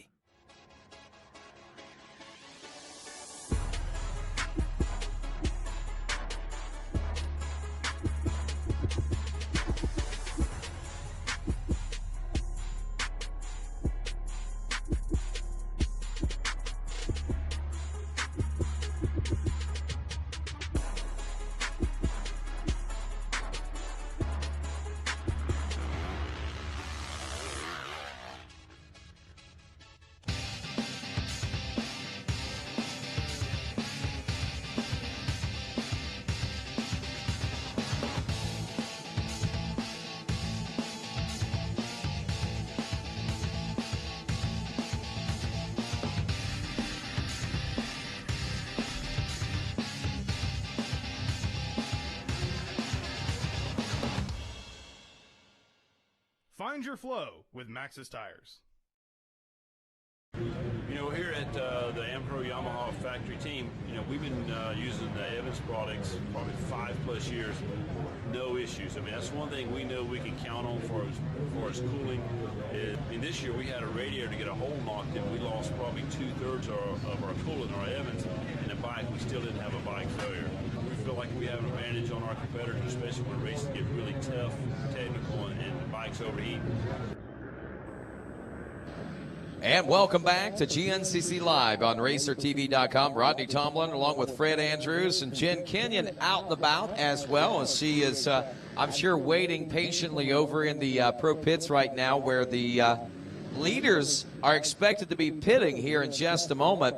Meanwhile, we'll take a look at the Parts Unlimited rundown of all of our classes here this afternoon. College A 16 to 21-year-old class being led still after that early lead by Levi Cohen. This kid on a mission looks like, but he's also got Derek Pitzer back there less than a second behind him. These guys have been going at it the entire way, turning nearly identical lap times, as has Blake Torrance. Look at this. 0.7 of a second, 0.9 of a second, to accumulate a total of 1.6 seconds from first to third right now. Amazing stuff going on there. Cameron Bruce in fourth. Doug Howarth is fifth. Greg Covert is sixth. Kevin McCohen is seventh. We got Bryson Hobbs in eighth. Stephen Covert in ninth. Travis Groves in 10th. Looks like here comes Walker Fowler into the pits right now for some gas. You know, and the pit crews themselves, they're racing each other to get their rider out there fast and quick. And you can see, man, Walker got his fuel. He was in and out. Boy, he didn't mess around. And these guys right here, you know, and I imagine they probably don't have to take a lot of fuel today. There goes McGill in and out as well. Not a lot of mud, not a lot of things that I don't think would kill their gas mileage today in those ATVs. Well, this track is a little bit sticky, so it does drag it down a little bit, but yeah, not as much as what that sand does. You can see, man, they're in and out, and they're just wanting to get back out on the track and try to catch the leader. Sense of urgency there for Chris Borich as he pulled out of the pit. You saw him kicking down that machine, ready to roll. There is Bithell. He is off and rolling now, and still not far off the pace of his buddy there, Chris Borich, just ahead of him. The Killer Bee still about 15, 17 seconds back of McGill and your leader, Walker Fowler. Man, it looks like Walker Fowler's on his way. You know, a lot of times we talk about being Borich. Borich has got to be in a position to Borich somebody in order for that to happen. Right now, the way this race rolls on, it's looking less and less likely like we're going to see a Borich take place today. Yeah, you know, like I said, Walker's out in front. He's getting comfortable. He's going good, and he's not worried about anybody right now. All he's thinking about is getting through the laps, getting good lap times, getting past the lappers that are out there, and he's looking for his first win of the year. Well, while riders make their way down BP Fuels Pro Row, we'll check in with the Junior A 22-plus class. Michael McAvoy, Michael Marley, Nathan Hornacek, Doug Harden, and Matthew King, your top five in Junior A. Sixth is Wes Kinsley, Chuck Norris, Old Texas Walker Ranger running in seventh. Pyrenees Denal in the number 8 spot. Robbie Pecorari in ninth, and Matthew Lamberti rounds out your top 10. Vet A 28-plus Matt Pierce, Danny Thompson, Todd Demery, the 42-year-old rider, and actually the rider that took the win a week ago in this class. He is running third. Nick Camilli is the 161 in fourth. We got John Cunningham running in fifth. Jamie McCart is sixth. Wesley Stone in seventh. Bill Marstiller in eighth. John Bauman is ninth. And Jeremy Fontaine rounds out your top 10. Senior AB, Rusty Repass leading John Glotta Sr. less than a second, about 7/10 to be exact, with Leroy Shook, the 443, in third. Aaron Delancey runs in fourth. Jeffrey Flynn in fifth. Martin Whitty is sixth. Arthur Blystone in seventh. We got Wayne Brown in eighth. Chuck Horton is ninth, and Lane Coyle rounds out your top 10. College B now, as we look at the B classes, 16 to 21. J.D. Brown out front of Anthony Barnes with Brandon Eichert running in the number 3 spot. Cole Smith is fourth. Tyler McDaniel in the number 5 position. College B sixth, and Braden Schick. Noah Landis in seventh. Tyler Creel in eighth. Ninth is Tyler Bowman, and rounding out the top 10, Matt Thomas. Looking next at the Junior B 22-plus class. Simon Bissell, if memory serves me correct, I think he might have won in Florida. Bissell out front in this one aboard the 499 out of New York. A 9-second lead over Brian Toney with Justin Paul running in the number 3 spot. Jason Dillard in 4th. Jesse Kelly in 5th. Jake Thomas is 6th. Cameron Rogers in 7th. And Kenneth Kelly rounds out your 8th spot in the Junior B 22-plus class. The Vet B class, Mark Baston leading Todd Muscala. Now, Muscala actually took the win, or the hole shot in the early lead in this one. But it's, I believe, one of our media all-star riders, Mark Batson, out there at LaSalle, Michigan, running in the lead about 42 seconds now. So it's Batson, Muscala. Kerselich is running in the number 3 spot with 4th place Phil Cole. Tom Barrett in 5th. Alan Turtle is running 6th. Daniel Webb in 7th. 8th, Ben McVeigh. 9th is Mike Trapp, old Super Trap, back with us. And also Philip Thayer rounds out your top 10. That's a complete look at the breakdown of riders in this one. And, of course, with that, and riders still continuing, there is your leader. There's the 15 of Cole Richardson, believe it or not. Richardson actually leading that XC2 Pro Am class, and kind of surprising a few folks, I think, leading into this season. Well, maybe not so much. I think a lot of folks were expecting him to be a key factor in the XC2 Pro Am class. Coming up out of the northeast of Ohio, Fred Andrews, you know where he's coming from, out of the CRA. Good buddies with Walker Fowler. And, of course, we had a chance to talk with Cole before the race this weekend. My first race in Florida went better than expected. It was definitely a mud race, and especially for the first race in Pro-Am, just trying to get to the finish line was the main goal, and to come out with the win and just to be on the podium was definitely a blast, and to get 4th overall was definitely achieved more than what I thought. So definitely going into all the next rounds, I just plan to do what I do best, is ride a quad and just stay on the podium each race and try to get a championship this year. And I know there's a whole bunch of competitors out there, and just try to stay up front and ride my own race and hopefully win. Wow. Kid's got a great personality. There's no doubt about it. This kid is certainly going to be one to reckon with, as you can see right now. And Cole Richardson and his teammate Walker Fowler leading. The Blue Crew could be making some major waves here in this Maxxis General GNCC for 2014. I heard a mic kick, and I think maybe Jen Kenyon's out there someplace, and she's getting ready to talk to us here in just a second. So, that's all right. All right, so Jen's heading on over. We're going to be getting a word in with her in just a few moments. And right now in the XC2 class, let's take a look at that. We got Richardson, Goings in 2nd. Fred Marley is now up to the number 3 spot. Brody Livingood in 4th. Randy Hamilton in 5th. Martin Christofferson in 6th. Thomas Kuntz in 7th. This is after 2, by the way, folks. Nathan Walpe in 8th. Blake Kramer in 9th. And rounding out the top 10 would be James Green. Leaders out near that 6-mile mark, or the Amsoil 6-mile mark, and look at this, man. Look at Walker going. He's turning the wood section into a motocross track, dude. Man, Walker's just letting it all hang out. You can see that dirt's really good, and he looks like he's stretching his lead a little bit, crossing over all them roots and rocks and hitting them jumps and just letting her rip. I know we talk about how soft the soil is, but look how hard packed that dirt looks in those woods right now.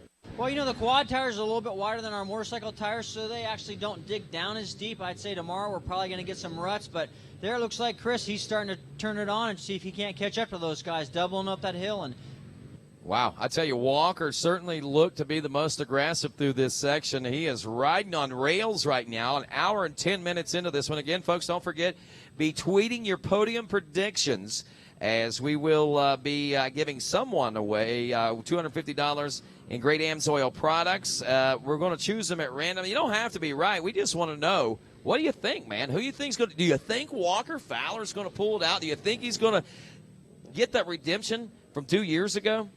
Man, that's the great thing about GNCC racing. You can be way out front, and next thing you know, you're in the back of the pack. Anything can happen out there, and when you make your predictions, you know, you're just as good a choice as anybody else's. And I don't know, I think Walker's got his stuff together today.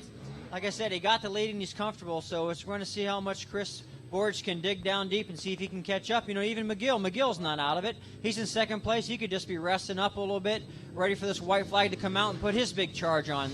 Hey, folks, so if you're watching here along on RacerTV.com and you're enjoying this great broadcast of GNCC Live, well, don't forget we're going to take a little bit of a break as far as the broadcast is concerned, and we're going to reset the stage in the field, and the UTVs, the side-by-sides, are going to be coming to not only the track here in Georgia for round one, the opening round, but we're going to see whether or not the Army, the National Guard driver of William Yoakley is going to be able to continue his domination there in the UTV class.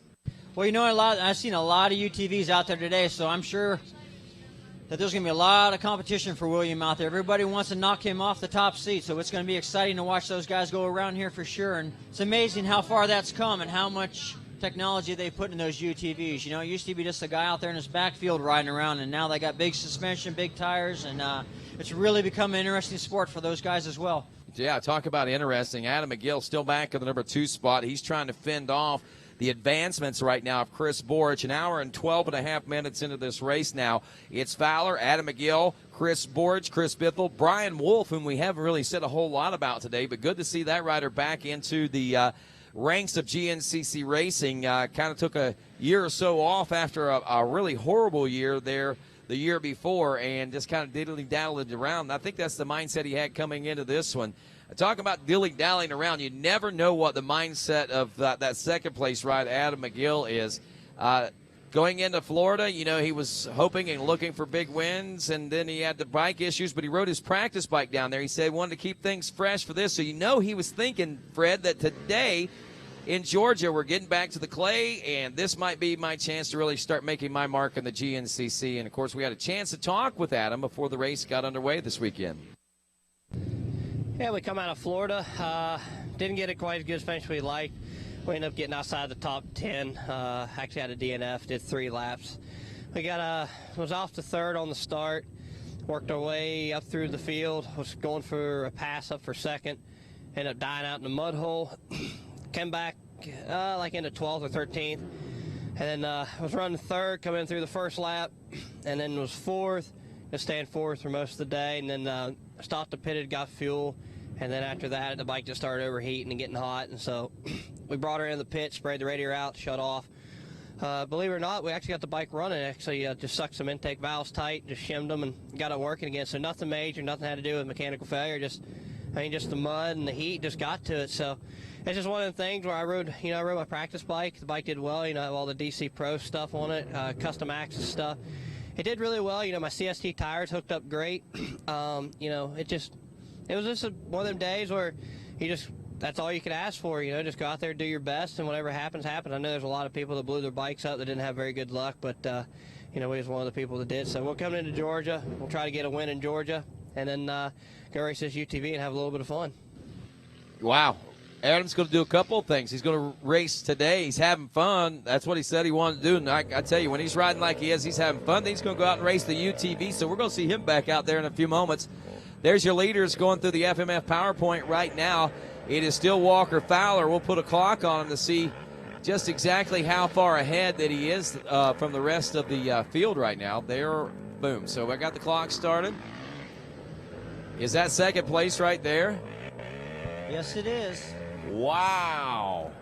It looks like Walker's put the hammer down. He's just trying to build on that lead for this white flag lap.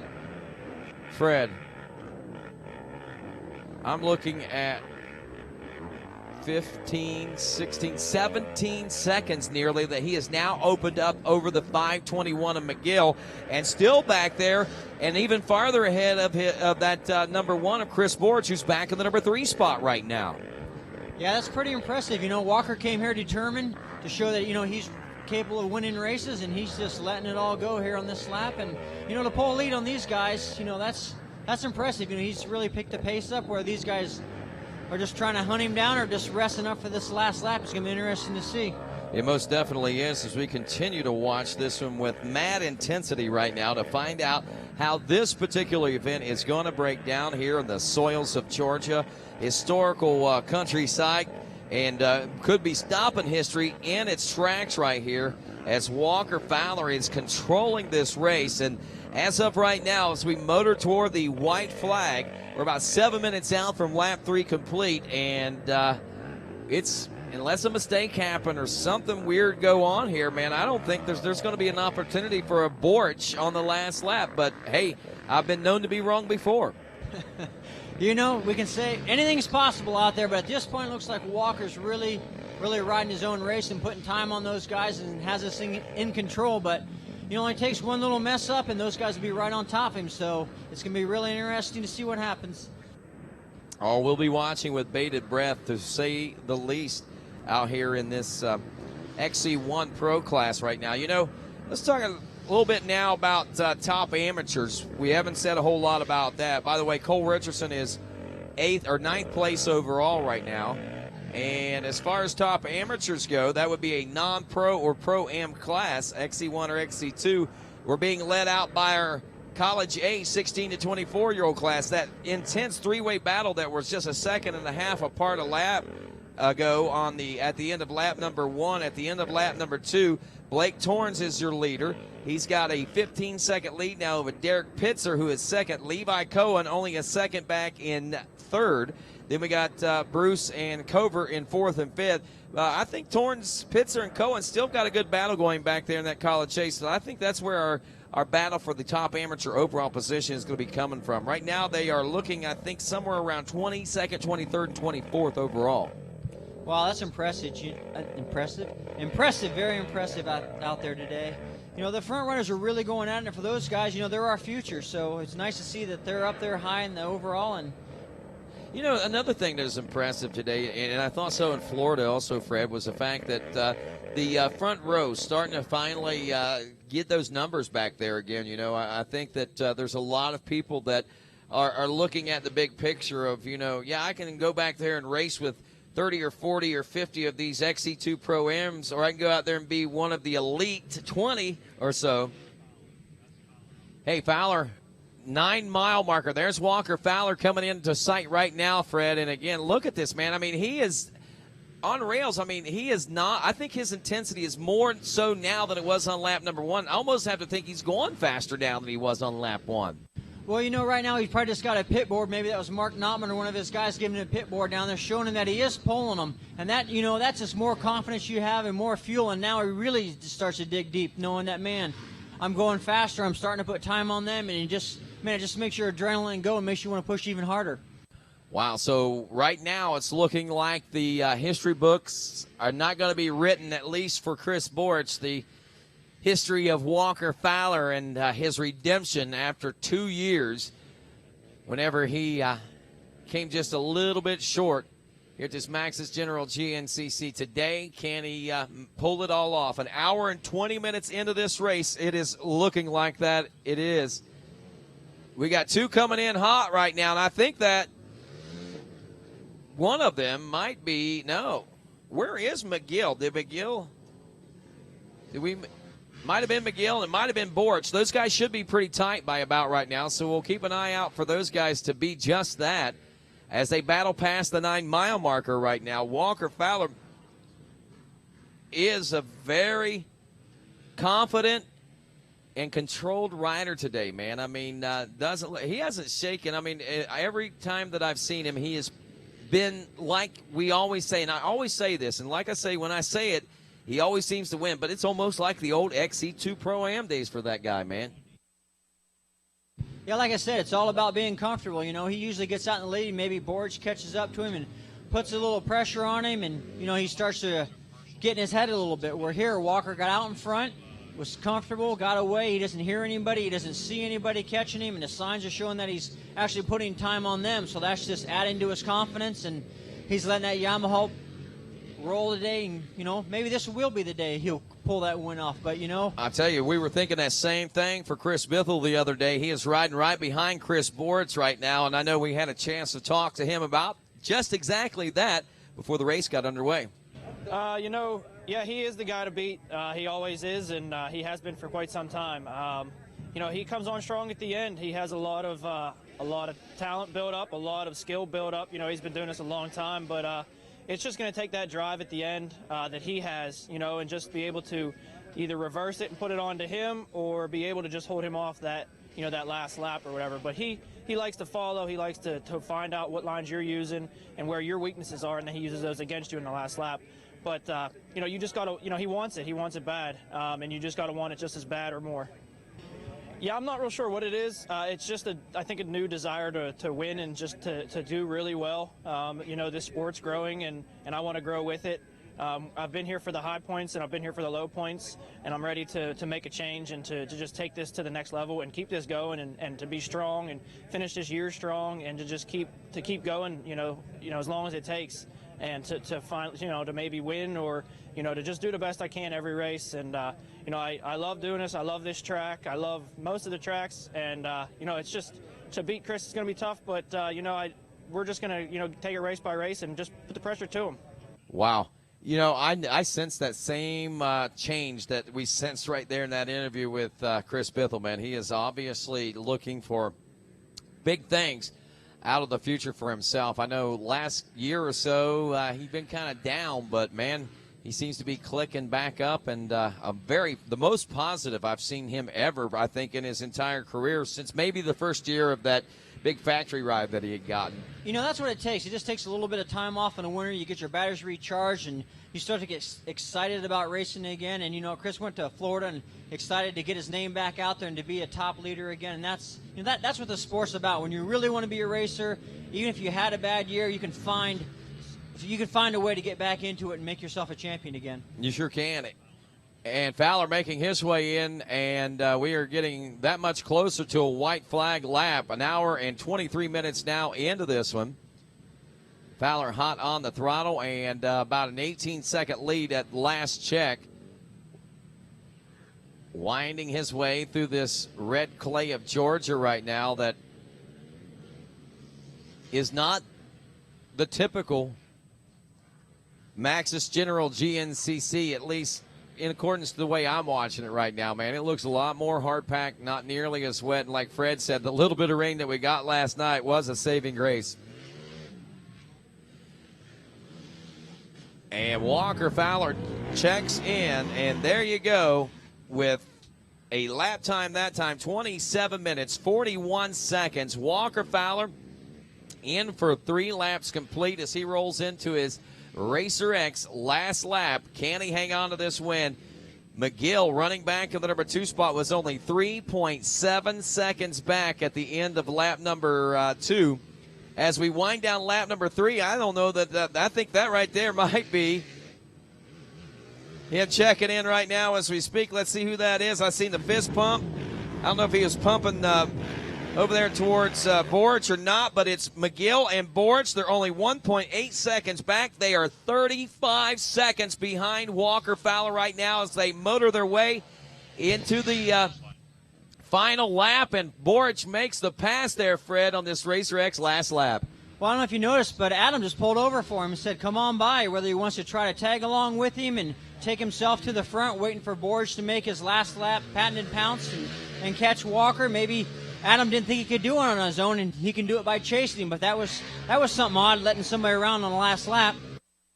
Wow, that is definitely intense. A different type of strategy, letting the guy go by. Maybe he will be able to latch on, and those guys will be able to reel in 35 seconds of time on Walker Fowler. We'll find out whether or not they're going to be able to do it when GNCC Live continues on RacerTV.com. Twins have notoriously been very hard on crankshafts because that big, long stroke of those 2 cylinders just flexes the crankshaft around. So we were seeing bearing issues. Research development people at AMSOIL could show us that it was likely an oil problem. And they were correct. That was the issue. Instead of having to redesign the engine, I just had to do a better quality oil.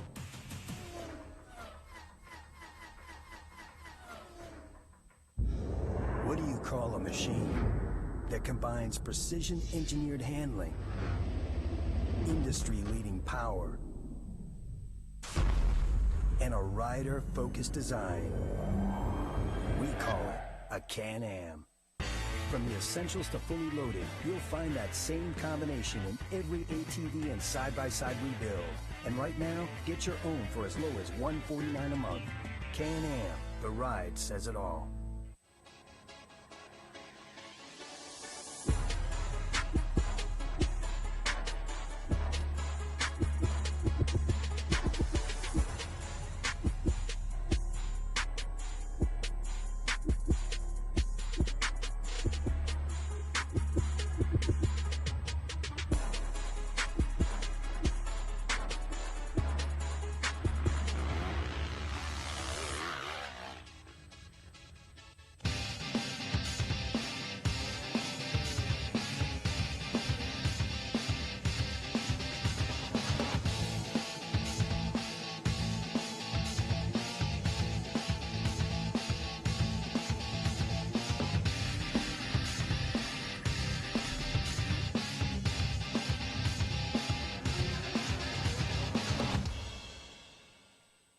Find your flow with Maxxis tires. You know, here at the Ampro Yamaha factory team, you know, we've been using the Evans products probably 5+ years, no issues. I mean, that's one thing we know we can count on for as cooling.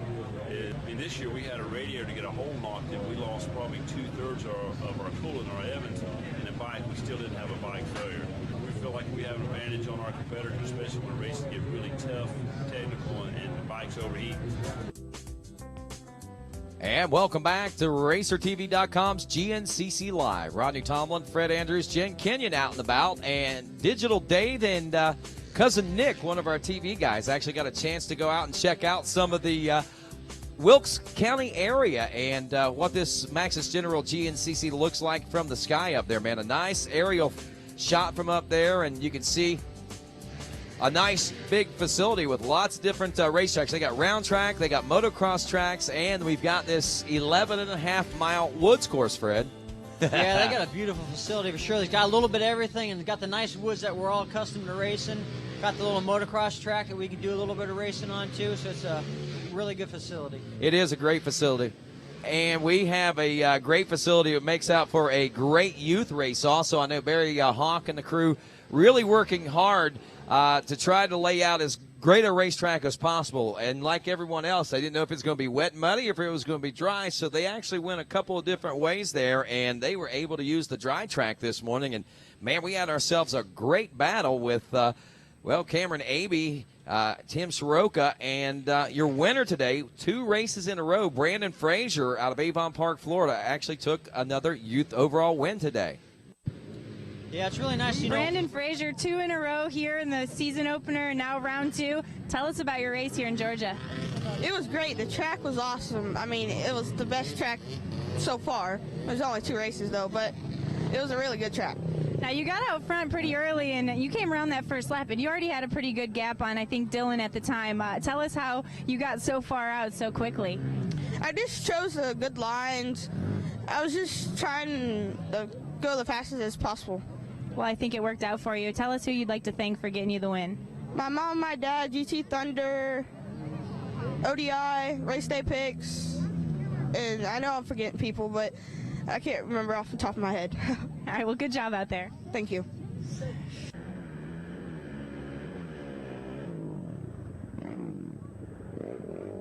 Well, I tell you, what a great battle we saw out of those guys today. And, you know, a new name, a couple of new names. Well, actually, a new name in particular, I think, out of Mr. Soroka. Young kid, innocent young face on the podium this morning. Actually pretty cool. Speaking of pretty cool, an hour and 30 minutes into this race, and leaders are due in 21 minutes. We got white flag out, I believe, and, wow, just one more to go the way it looks. These leaders are now in the last lap. We're over at the pit area right now, Fred, as we watch these riders coming through. And remind everybody that Racer TV will be bringing you live UTV coverage with GNCC Live, as we'll take a quick break with the broadcast, and then we'll be back up and rolling shortly afterwards when we get things started down there. So make sure you stick around at home if you're watching online at RacerTV.com, or maybe if you're driving down the road listening and watching. We'll be back with more shortly afterwards. About 4:30 is what we're looking at for the start of this afternoon's UTV race. So join us, if you will. Final lap, still waiting. Now, here's the question. This is at the 3-mile mark. Conditions on the track don't seem to warrant goggle changes, glove changes, or maybe even not another gas stop. Walker Fowler just went through the pits right there. So no stops there for him as he goes through. No, like you said, come through this last lap on the pit. I don't see anybody getting goggles. The conditions aren't muddy. Maybe a quick pit board telling Walker if they're catching or if they're not. And if that was him, I'd have to say they're not, because it's been a little while since he went through, so I could have been wrong. I'm new at this four-wheeler stuff. 35 seconds is what we were looking at back to the number 2 ride, and that's not him still, I don't think. There is Borch's pit. We see Old Joe Borch over there with his pit board looking down, and I think he says, okay, we're not going to get the record today, but you know what we do get? We got to keep these championship points alive and that dream, and there they go right now. Yeah, and that's what it's all about, you know. You don't win the championship by one race. You got to be there all day long. You got to be there top 3 position, you know, is a good spot to be for the championship, and, you know, they're going to take what they can get today, and they're not going to throw the race away trying to win. You know, maybe their bike setup's not exactly perfect today, so, you know, take what you can get and be happy, move on to the next round. Amen on that one. You know, and this is something that don't happen very often, is Chris Borch doesn't lose here at Georgia. I think he's won about 6 times, believe it or not, here in the red soils of Georgia. And I tell you what, we got more coming, and the finish of this Maxxis General GNCC as GNCC Live continues here on RacerTV. Twins have notoriously been very hard on crankshafts because that big long stroke of those 2 cylinders just flexes the crankshaft around. So we were seeing bearing issues. Research development people at AMSOIL could show us that it was likely an oil problem. And they were correct. That was the issue. Instead of having to redesign the engine, I just had to do a better quality oil.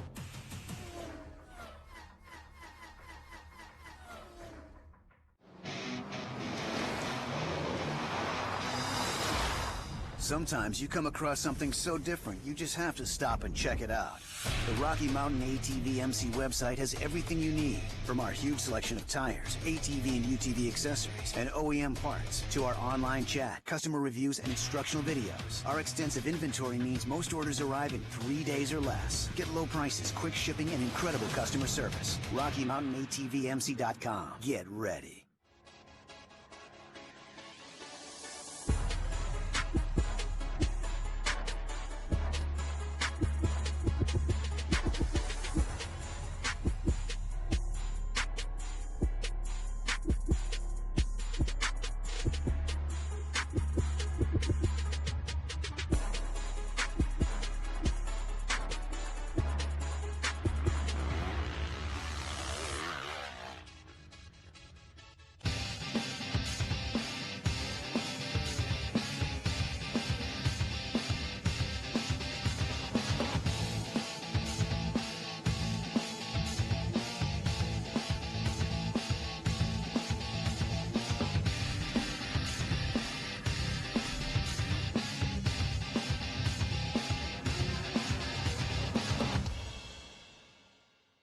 Find your flow with Maxxis Tires.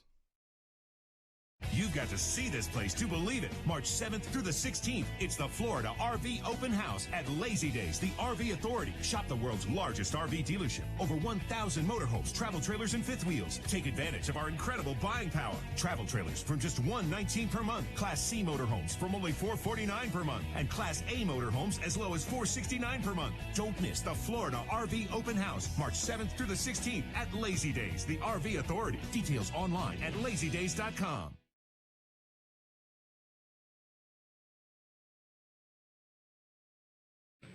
And welcome back. Fred and I were just sitting here talking. I want one of those Lazy Days RVs, man, from the Lazy Day RV Authority. That's right in my price range, Fred. And I tell you, man, tell you something else that's right in my range, and that's my my fan base range, and that is GNCC racing at the grassroots level. And I'm talking 4x4 style, man. We had a knockdown, drag-out 4x4 pro class race this morning. We're here with today's 4x4 Pro champion, Jordan Phillips. Jordan, you look tired, but you look excited. Tell us about your day. Oh, man, it was awesome. I ended up getting the whole shot, or no, I was second on the start. Ended up in last place and worked my way back through everybody. It was just awesome. This is awesome. Talk about the track conditions and having that 4x4 utility ATV out there and how that really helped you. The first 2 laps were pretty smooth. I was having a great time, and then it got rutted out, and it was pretty rough. But overall, I love the track. It was really fast. All right, I know you got a lot of good sponsors. You want to give those guys a shout out? Yeah, really, I'd like to thank the Lord for letting us come out here and do this. Can't thank my dad enough for putting this thing together. My fiance, my mom, everybody. It's just awesome. I don't even know what to say. This is great. It's a big win for you, Jordan. Congratulations. And as we check in on this RacerX live lap, Fred Andrews out in this Can-Am section. We are waiting on our leader, Walker Fowler. This is out near the 6 mile marker. And, man, I tell you, this one got off to a pretty good start. Whole shot award went to the 521 of Adam McGill. He got out front and started leading, you know, and Chris Borch having some problems off the start out there. Got off, I think they tell me, somewhere in about 15th place position as they rolled into the woods. Came through in the 3rd place position. In the meantime, Fowler gotten out front of your early leader, the 521 of McGill. Those two had began to stretch things out, and what began as an 18-second gap at the end of lap number 1 is now widened to 35 seconds, and now Walker Fowler's by himself, as it looks like McGill and Borch are battling for that number 2 spot, and actually Borch got by, or should I say was led by Adam McGill heading into this final lap. So as we take a look at that Can-Am recap, man, that's where we are. And Walker Fowler just went by the camera right there, so it'll be interesting to see if Chris Borch is catching up any time on him. Looked like Walker was still in control. Looked like he was flying right there. So we'll be keeping an eye on the number 2 coming through here soon, or that's what we're anticipating, the number 1 in the number 2 spot coming through here shortly. It's been close to 30 seconds now, has it not, Fred? Yeah, it looks like he's keeping his lead the same, and I don't see a Borch coming yet, unless I was wrong again, but I think I was the right guy. Looked like Walker. Wow. Yeah, and here comes Chris right now. Looks like with Adam McGill right behind him, there's a lot of lappers in front of him, so that's probably going to slow him down a little bit. You know, even if they were gaining a little time, you can see Chris is probably yelling his lungs out right now for those guys to get out of his way. Well, they heard him coming, that's for sure, man. He did a double take, that rider did, on his back. There goes Bithell, there goes, Borch, and there goes McGill. I called Bithell Borch in the beginning of the race. Now I call Bithell, but vice versa. So they each got one. But regardless, man, we got a battle going down to the wire, it looks like, for the number 2 spot. History may not be made here today for Chris Borch, but it could be made for Walker Fowler, as we are only moments away from the end of this race. Leaders are expected in about 12 minutes at the checkers. And as you saw right there with McGill right behind Borch, right, he was coming up on them lappers, and them lappers got right out of the way for him, and Adam just snuck right in behind him and didn't have to do any work, probably even any yelling, and just, you know, went right on through right behind him. Well, I tell you, coming into this one right now and this battle, I don't know, you know, there's a lot of different variables, Fred. There's the obvious wanting the win, wanting the championship points, but, man, maybe they're racing this hard because they all want the trophy that we're going to be giving away. Let's check in with Jen Kenyon and see exactly what these guys are racing for. Now, don't be frightened when you see this weekend's championship trophy. This gun here represents a lot of history here in the Washington, Georgia area. The GNCC series tries to put a unique twist on all the championship trophies, and guys, I can't wait to see who's going to put this one on their mantle. No doubt. Man, a nice big gun like that. Looks like a musket of some sorts, doesn't it? Sure does. You know, that's the nice thing about the GNCC this year. They're trying to make unique things. You know, we all have trophies. You know, at a certain point when you get a few of them, they don't mean the same thing, but this is something you can put over your fireplace, or all the trophies are so unique that everyone is, you know, really special. For sure, and I'm sure you got a lot of unique trophies in your collection, Fred Andrews. 10.5 minutes out, an hour and 40 minutes into this race. We'll be somewhere in the neighborhood of an hour and 50 minutes. But if we went any longer, we'd be way over the marker where we're supposed to be for GNCC. So 4 laps is where we're at, and Walker Fowler is, got a big lead, 35-plus seconds on this final lap. You know, too, right now Walker probably been getting the pit board out there. He knows the lead he has, but he's not giving up at all. He's still running that same pace he's been running, because it seems like, okay, well, I've got a lead. Maybe I can just take a little breath and relax a little bit, and that's when things happen. So he's probably still full focus, full gas, and just pushing his way all the way to the finish. And I tell you, probably for Walker, you know, these guys have trained so hard that, and temperatures are so nice right now that, you know, these guys probably aren't feeling any fatigue whatsoever. A lot of times you'll be saying at the hour-and-a-half mark, they're starting to get tired. I think these guys actually felt a second wind and actually started getting faster at that hour-and-a-half mark today. Yeah, I think you're right. The track is in perfect condition right now, and I think each one of these guys has gotten in better and better shape as the years went on. And right now, they're in the best shape they can be, and with the track being in prime condition like it is, they're probably just having way more fun than they did in Florida. I'm sure of that one. You know, last weekend they all came in, they had big smiles on their faces. I can't wait to see them after this one. Walker Fowler, Adam McGill, Chris Borch, Chris Bithell, Jared McClure, your top 5 in the XC1 Pro class. Brian Wolf runs 6th, Landon Wolf in 7th, Kevin Yoho 8th, Jay Shadron in 9th, Braden Henthorn rounds out your top 10. Last year's third-place podium position finisher, Johnny Gallagher, is running 11th, where he traditionally runs generally some of his best races right here in the soils of Georgia. A look at the XC2 Pro-Am class. Cole Richardson, teammate of Walker Fowler, 2 minutes and 28-second lead over second place in that class. Marshall Goings, the 420 from Petersburg, Indiana, running second. Fred Marley, the staple there out of the Indiana area, the number 17 in the number 3 ride. Randy Hamilton working to get on that podium, only 2 seconds back now in 4th, and Brody Livingood rounds out your top 5.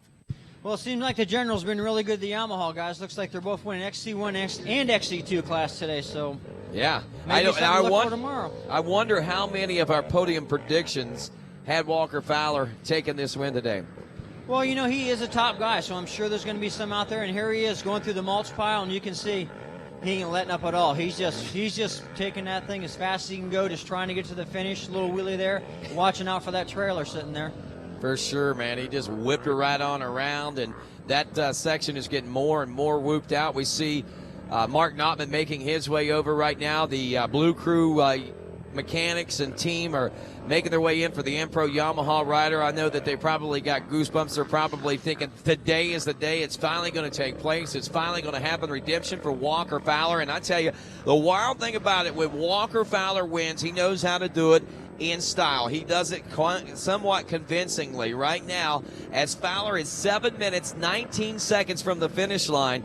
I believe that, Fred, right now, all we can do is wait with bated breath. And I know that I think we need to step away for just a second, but we've got more of our GNCC Live right here at RacerTV.com ready to roll for you as we wrap up this now historical race for Walker Fowler here on GNCC Live.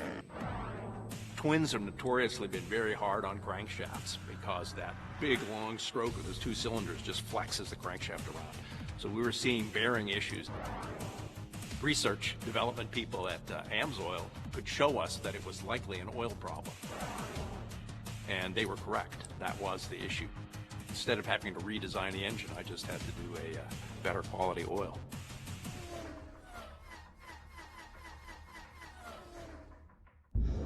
What do you call a machine that combines precision-engineered handling, industry-leading power,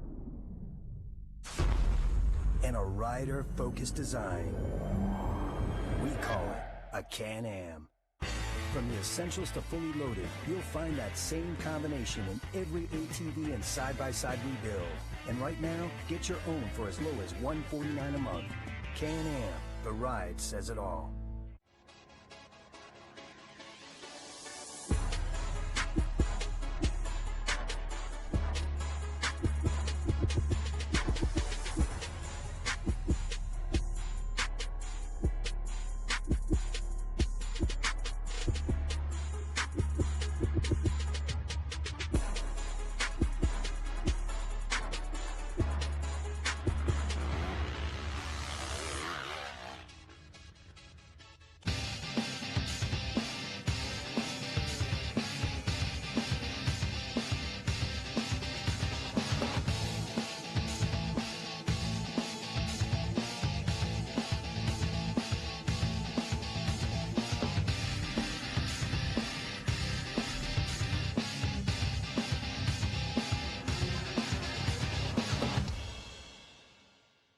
Find your flow with Maxxis Tires.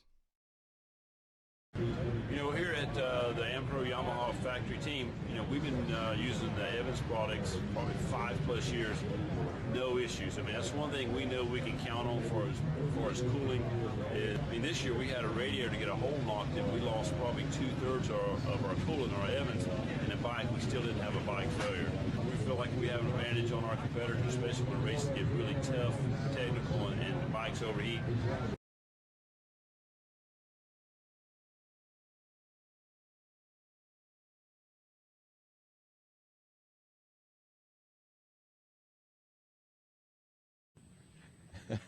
And welcome back to GNCC Live from the Maxis General GNCC, Wilkes County, Georgia. Washington, just 5 miles south of it. And right here is the place where Walker Fowler nearly won his first XC1 Pro Class just 2 years ago. Well, today it's a redemption day. He's got his first win, but this is his first win at the Maxis General GNCC. Rodney Tomlin, Fred Andrews, Jen Kenyon along, standing by and waiting on in the winner's circle for, I'm sure, going to be a pretty happy Walker Fowler here in a few minutes, Fred Andrews.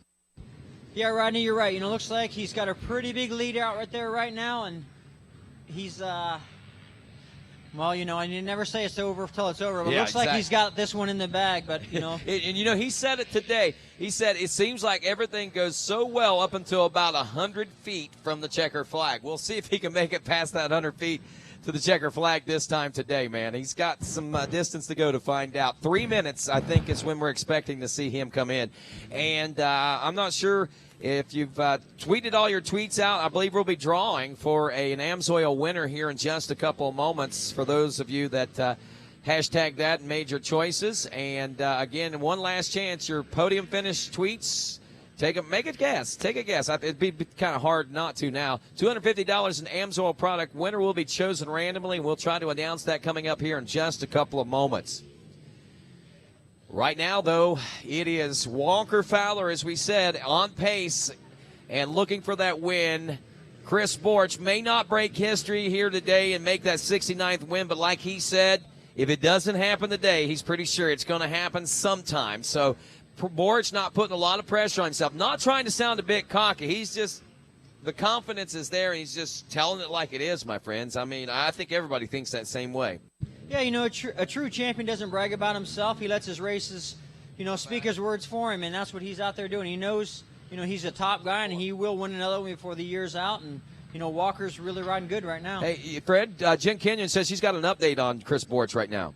Yeah, guys, I just got word that one of our track crew was out there before the 8-mile marker, and Adam McGill came by, and he was actually screaming something about Borch being broken down. But we do have reports that something was wrong, but he's making his way towards the finish. So, guys, I don't know if that means he's riding or he's pushing or he's going but not full power. We're not really sure, but we think something's going on with Chris That's Borch. him. I think we see him right now, Jen Kenyon, on the TV screen out. I believe that's, near the 9, if I'm not mistaken.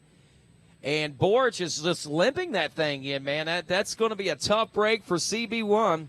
That might not have been him, but regardless of who it might have been, we do have reports Borch having problems, and McGill's by himself in second while Walker Fowler continues to hold on to the lead. And we're about a minute out. We're watching where is Walker Fowler going to be coming into this finish line region.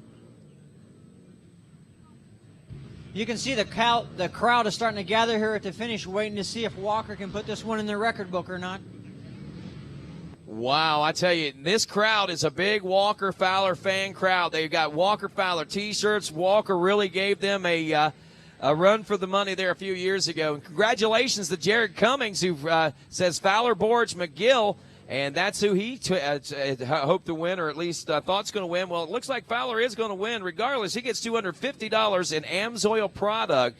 Congratulations, Jared Cummings. Right now, we wait to see whether or not Walker's going to get those valuable championship points here in his bid for the national title in 2014.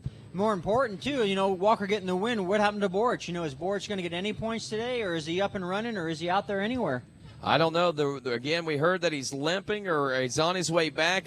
Jen, if you got more to throw in on this, feel free, hon, to go ahead and let us know, because you seem to have all the info and the intel down there on what's going on while we just wait with bated breath. Rodney, unfortunately, I don't have any updates on him, but we'll let you know if we do find anything out. All right, thanks a lot, Jen. What was you saying, Fred? I did see Chris's dad walking back towards the pit area, so I'm not sure what he was going back there for. All right, leader on the screen right now, Fred. We are only moments away from Walker Fowler's bit of history and his page of history here at the Maxis General GNCC as we see him working his way through some of these winding sections. We call them chicanes leading up to this finish line region right now. Yeah, he's all smiles right now. Look at him. He just knows he's real close to the finish, and unless he does something out of control, he's got this one in the bag. 100 feet. That's all he's wanting to do is break that 100-feet mark. Look at the crowd cheering him on around those turns, inside, outside. And there goes the Willie. And ladies and gentlemen, put your hands together for your Maxxis General GNCC champion, Walker Fowler. Listen to that crowd down there. They are going nuts, Fred Andrews, right now. They are super pumped, super excited. Talk about a win. Talk about a win that makes a statement right there today. I think that's kind of a statement. And that right there, good confidence boost a couple of weeks ago or a week ago in Florida. Imagine what this is going to do for the confidence, Fred. Man, right now he's just so excited. You know, that feeling you can't describe the feeling you get when you get a nice win like that. When you get to start and everything comes your way, and you just, right now I'm as excited as he is probably. I mean, because I know the feeling. I'm so happy for him right now. You know, you work hard all winter long, and everybody wants to win a race, and those guys are all true champions out there, but only one guy can be a winner each round. It's really nice to see when another guy can win a race, and man, what a great ride it was today out there. It sure was. We're looking at 1 hour, 51 minutes, 56, almost 57 seconds elapsed time for Walker Fowler, and we have yet to see their second place. Adam McGill checking in, folks, 1 minute and 3 seconds back.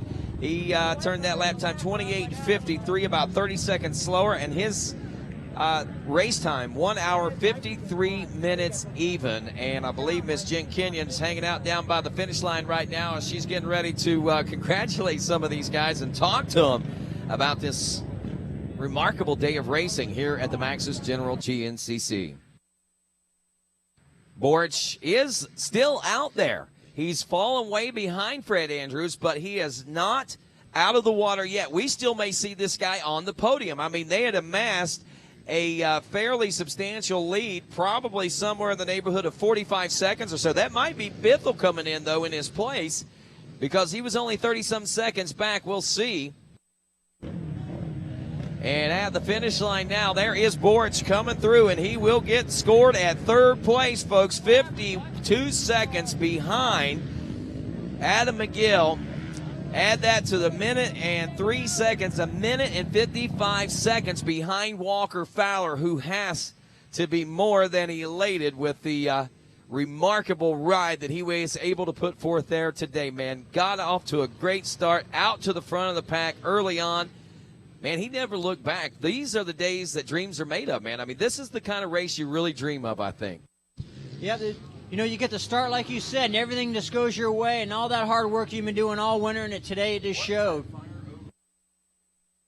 You know, it shows that all that hard work has paid off, and this really will help his confidence and his speed into the next round. It looks like...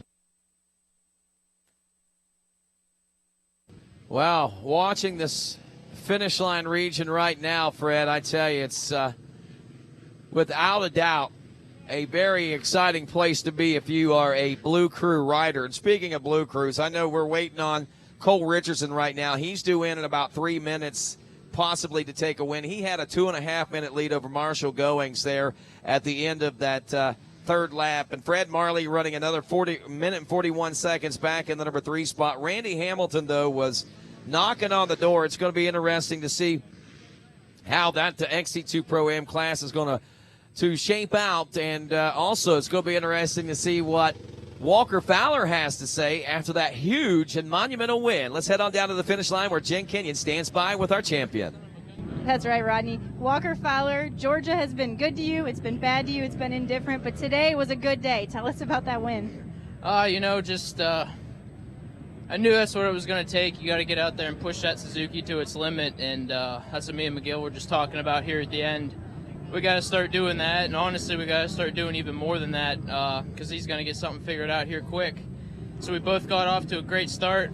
Almost got that whole shot award. He snagged it from me and then spun out to get it. But went into the woods first and just rode smart and smooth all day. Had a couple mistakes, some bad lines, especially the last lap. I about threw it away, but you know, I'm really good at that. But luckily, there's certain times where it, it works out in my favor. So definitely couldn't be more blessed to get this win today. Yeah, definitely. Now, we've been talking about your Georgia 2 years ago where you actually had to push the bike through the finish line. That was an incredible showing of heart and strength, and it's got to feel that much better to come through the same finish line there out front. Absolutely. Like you said, this place has been good, bad, and different. It's honestly been really good. It's just that last quarter mile that it just always seems to bite me. But, you know, this year, there wasn't a whole lot I could screw up in the last quarter mile. So just this motor, Moto Experts motor, Maxxis Tires today, they're the title sponsor for the race. So awesome to get them almost a whole shot, lead the whole race, and, you know, get that big win. The whole NFAB Impro Yamaha crew that was out in the woods and in the pits did an awesome job today, and I couldn't be more excited right now. It's good to not let Chris get on a win streak early, you know, knock him down, and it ain't going to be easy, but we're going to try like heck to get this done this year. Yeah, for sure. That's a big win for you here at Round 2, Walker. Good job. Thank you. All right, we're going to head on over to our second place finisher, Adam McGill. Looks like Adam might be a little bit tired after that one. We're going to wait for him to jump up here and join us. Adam, second place finish. It's got to feel nice after the unfortunate issues that you had at round 1. So tell us about the day. It went really good. You know, the Baldwin motor with the Dirtworks 24-volt kit just fired right up. I'm pretty sure we got the whole shot. I'm not 100%, but it was kind of a double-edged sword there. Either get the whole shot and halfway loop it out in the second turn, or, you know, kind of back off a bit. So I, like, you know what, I'll go for it. Went for it, and then Walker got around me. We run together most of the day. We pitted. He got away from me a little bit. We started getting into traffic, and I was like, you know what, he's riding good. So I just kept the same pace as good as I could. I seen Borch was behind me here. We had 1 lap to go, and I'm like, all right. I pulled over, let Chris go, and I said, let's see if we can run. We run for a while. We come over this creek jump here. I don't know if the bike was hot or what, but he stalled it, and I went, a couple hundred yards further and told his mechanic, you know, hey, he's sitting back there. I think he's broke. They ran back, and hell, we come through the finish, and he was right behind me. So he must have got it going good, but damn, does it feel good to flip this quarter heads up. That's right. You know, that's a good mark of sportsmanship that you alerted somebody, even though he's your competitor. That's pretty awesome. Now, talking with Walker, it sounds like you guys are kind of putting your head together thinking, okay, if he's going to last lap past us, we're going to try and get out in front early on. Is that going to be the new focus for you guys? I can't tell you what it is. Now, I don't know. I mean, he was just riding good right off the start. He started ripping real well, and I was like, damn, we'll just go with it. So we just, you know, I just hammered down, let this thing eat, and, you know, there was a couple times I could have got around him, and he said also he pumped up a little bit on the first lap. I felt good all day. I just need to get back to the gym and get a pump on, you know what I mean? I missed it about a week and a half, so we'll come back to North Carolina, and we'll tune on this thing a little bit more and see if we can pull another holy and try to finish up on the box one more time. All right, well, sounds like you did just that today. Congratulations, second place finish. Thank you very much. Yeah. Pulling a holy. Getting that quarter of this side up, or heads up this time, and a couple of good little cliches there by Adam McGill, man, and a great ride, to say the least. Yeah, you never know what Adam McGill is going to say. You know, last week his bike was broke down, and he was giving us those crazy faces, just showing us that, you know, you can't win them all, and he's just happy to be out here and enjoying what he does best. And, you know, he put in a really good ride today. I'm really impressed. I am very impressed, you know, and I knew it was going to come, man. I mean, yeah, he gets a little goofy and stuff every once in a while, but when it comes right down to it, Adam McGill, he knows where the important stuff is. If it doesn't work out, he's not going to let it take him down. He's going to go back and try it again at the drawing board. And speaking of the drawing board, this guy's going to have to go back to it, but fortunately he was able to take a third-place position finish. Let's head on down with Jen Kenya, who's standing by with Chris Borch. That's right, Chris Borch. You got the third place finish in here. It wasn't quite the first place finish that you're used to. Talk about what happened first off the start. It seems like you couldn't get your bike fired up. Yeah, we've been having trouble trying a different motor thing, and hit the starter button, and if I hit it just right, it fires up, but that time it just didn't want to fire. Pretty much dead last off the line, worked our way up. Took me a while to get into second, caught McGill. Me and him had a good battle. Tried to push from there.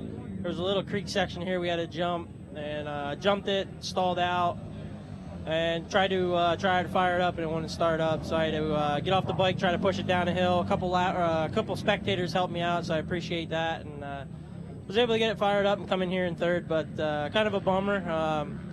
Dead last start to come up to second was pretty good, and then for that little incident to happen. But we'll rebound from that, go back and figure out what the problem is, and go from there. All right, well, you know, you're a champion, 5-time champion here. It seems like you don't get down about these types of things. This happens every season. You get on a streak, and maybe you don't get the win, but a podium finish, that's solid championship points, and we expect to see you bounce back at the third round. Yeah, definitely. I mean, it just lights a fire under me, go back, figure out what we need to do, and work at it even harder. All right, well, congratulations. Solid podium finish here today. Thank you. All right, guys, we'll throw it back up to you. I think we might be waiting for our XC2 Pro-Am riders to come on in. All right, thanks a lot, Jen Kenyon. And as we do that, man, want to remind everybody we got UTV racing coming up on RacerTV.com. We're going to take a break on GNCC Live. We're going to reset a couple of things, go back down to the starting line. So just tune in, I don't know, someplace around 4:30, I think, is when we're looking at getting the next race underway. So that's a little more than an hour away from where we are right now. So UTV guys are getting prepared for that. You folks at home can get prepared to get tuned in for that as we continue our historical proportions of RacerTV.com and GNCC Live from right here at the Maxis General GNCC. And Fred Andrews, I mean, who would ever thought it, man? I mean, 1993, you were a champion. Did you ever think that this stuff would be able to be seen on TV like this, in a live version like this? No, sir, Rodney. You know, this has come so far, and the sport has grown so well, and it's so great for us to get extra sponsors, industry sponsors, and everything. I mean, we used to have to wait till Motor World came out, and it would come out, a week late, and we'd catch ourselves for 3 or 4 seconds. Now we got a whole show dedicated to it. I mean, Racer TV is just unbelievable. We're so fortunate to have it, and it just shows our sport's going to grow and grow.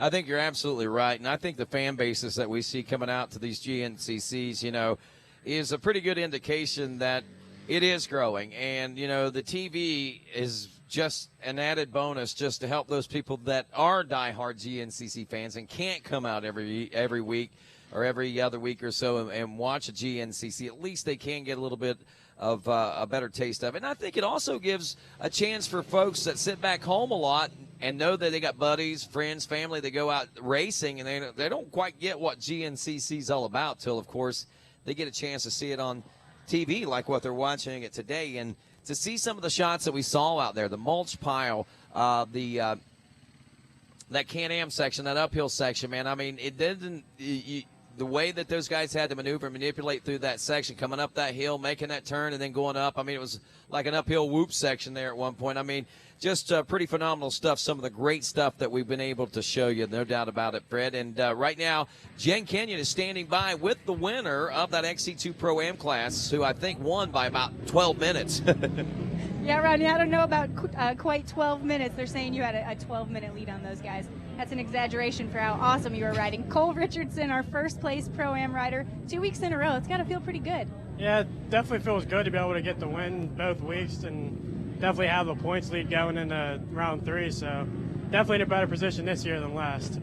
Yeah, no, I was over there with your pit crew, the whole NFAB Ampro Yamaha crew, and they are just like so on it. We've got one person doing live timing and scoring, one person monitoring the race here on RacerTV.com, and then you've got the rest of the guys that are just prepping stuff. That's got to be pretty cool to have such an awesome pit crew and such a team behind you. Yeah, it's definitely different than last year. Just having a lot more support and help from everybody. It just helps a lot having somebody on the track and the pits to help you wherever you're at. So it's definitely a big help this year. All right, well, congratulations, Cole. We'll look for you back here at round 3. Thank you. Guys, I got to tell you, this pit over here, they've got Walker Fowler, Cole's teammate, Adam McGill over here. They're just cheering him on, giving him a big whoop whoop. So it's kind of a little bit distracting down here. That's all right, Jen. You did a fine job. And Fred, man, I mean, just an amazing feat by this kid. Now, I know we said 12 minutes, but in reality, 3 minutes, 48 seconds is what that win was. So, Fred, what an amazing day of racing we had here today. We come in, epic proportions.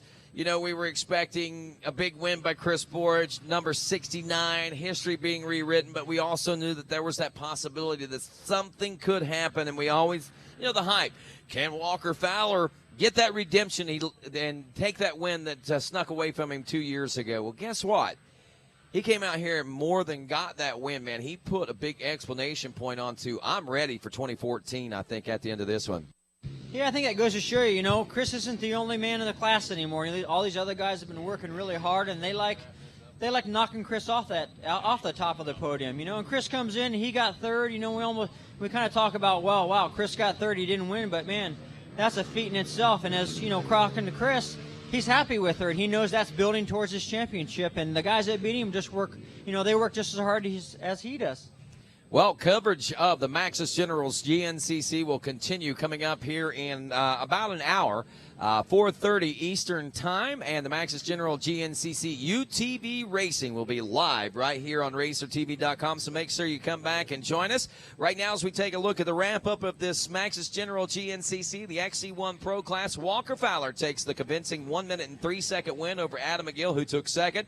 Chris Borge finishing another 52 seconds out back in the number 3 spot, while Chris Bithell hangs on for 4th. In 5th, Jared McClure on the JMR machine. In 6th, it's Brian Wolf aboard the 341. Landon Wolf, rookie out of Manchester, Maryland. The number 16 finishes up in 7th. 8th spot goes to another rookie, the number 11, a Jay Shadron. 9th spot to the veteran, Johnny Gallagher, who was way out there for a while. Is back in it now and finishes up 9th spot. And Kevin Yoho, who was hoping for a strong day here today, ends up in the number 10 spot. So there you go. That is the XC1 Pro, XC2 Pro-Am, Richardson, Goings, and Fred Marley, 1, 2, and 3. Randy Hamilton finishing up just 7 seconds back in the number 4 spot. Brody Livingood in the number 5 position. Martin Christopherson in 6th, and smile for Kenny Hill. There you go, folks. That's going to do it for this edition of GNCC Live. Like we said, we'll be back with more of the UTV coverage coming up at 4:30 right here on RacerTV.com. For Fred Andrews, Jen Kenyon, I'm Rod Tomlin. So long, everybody.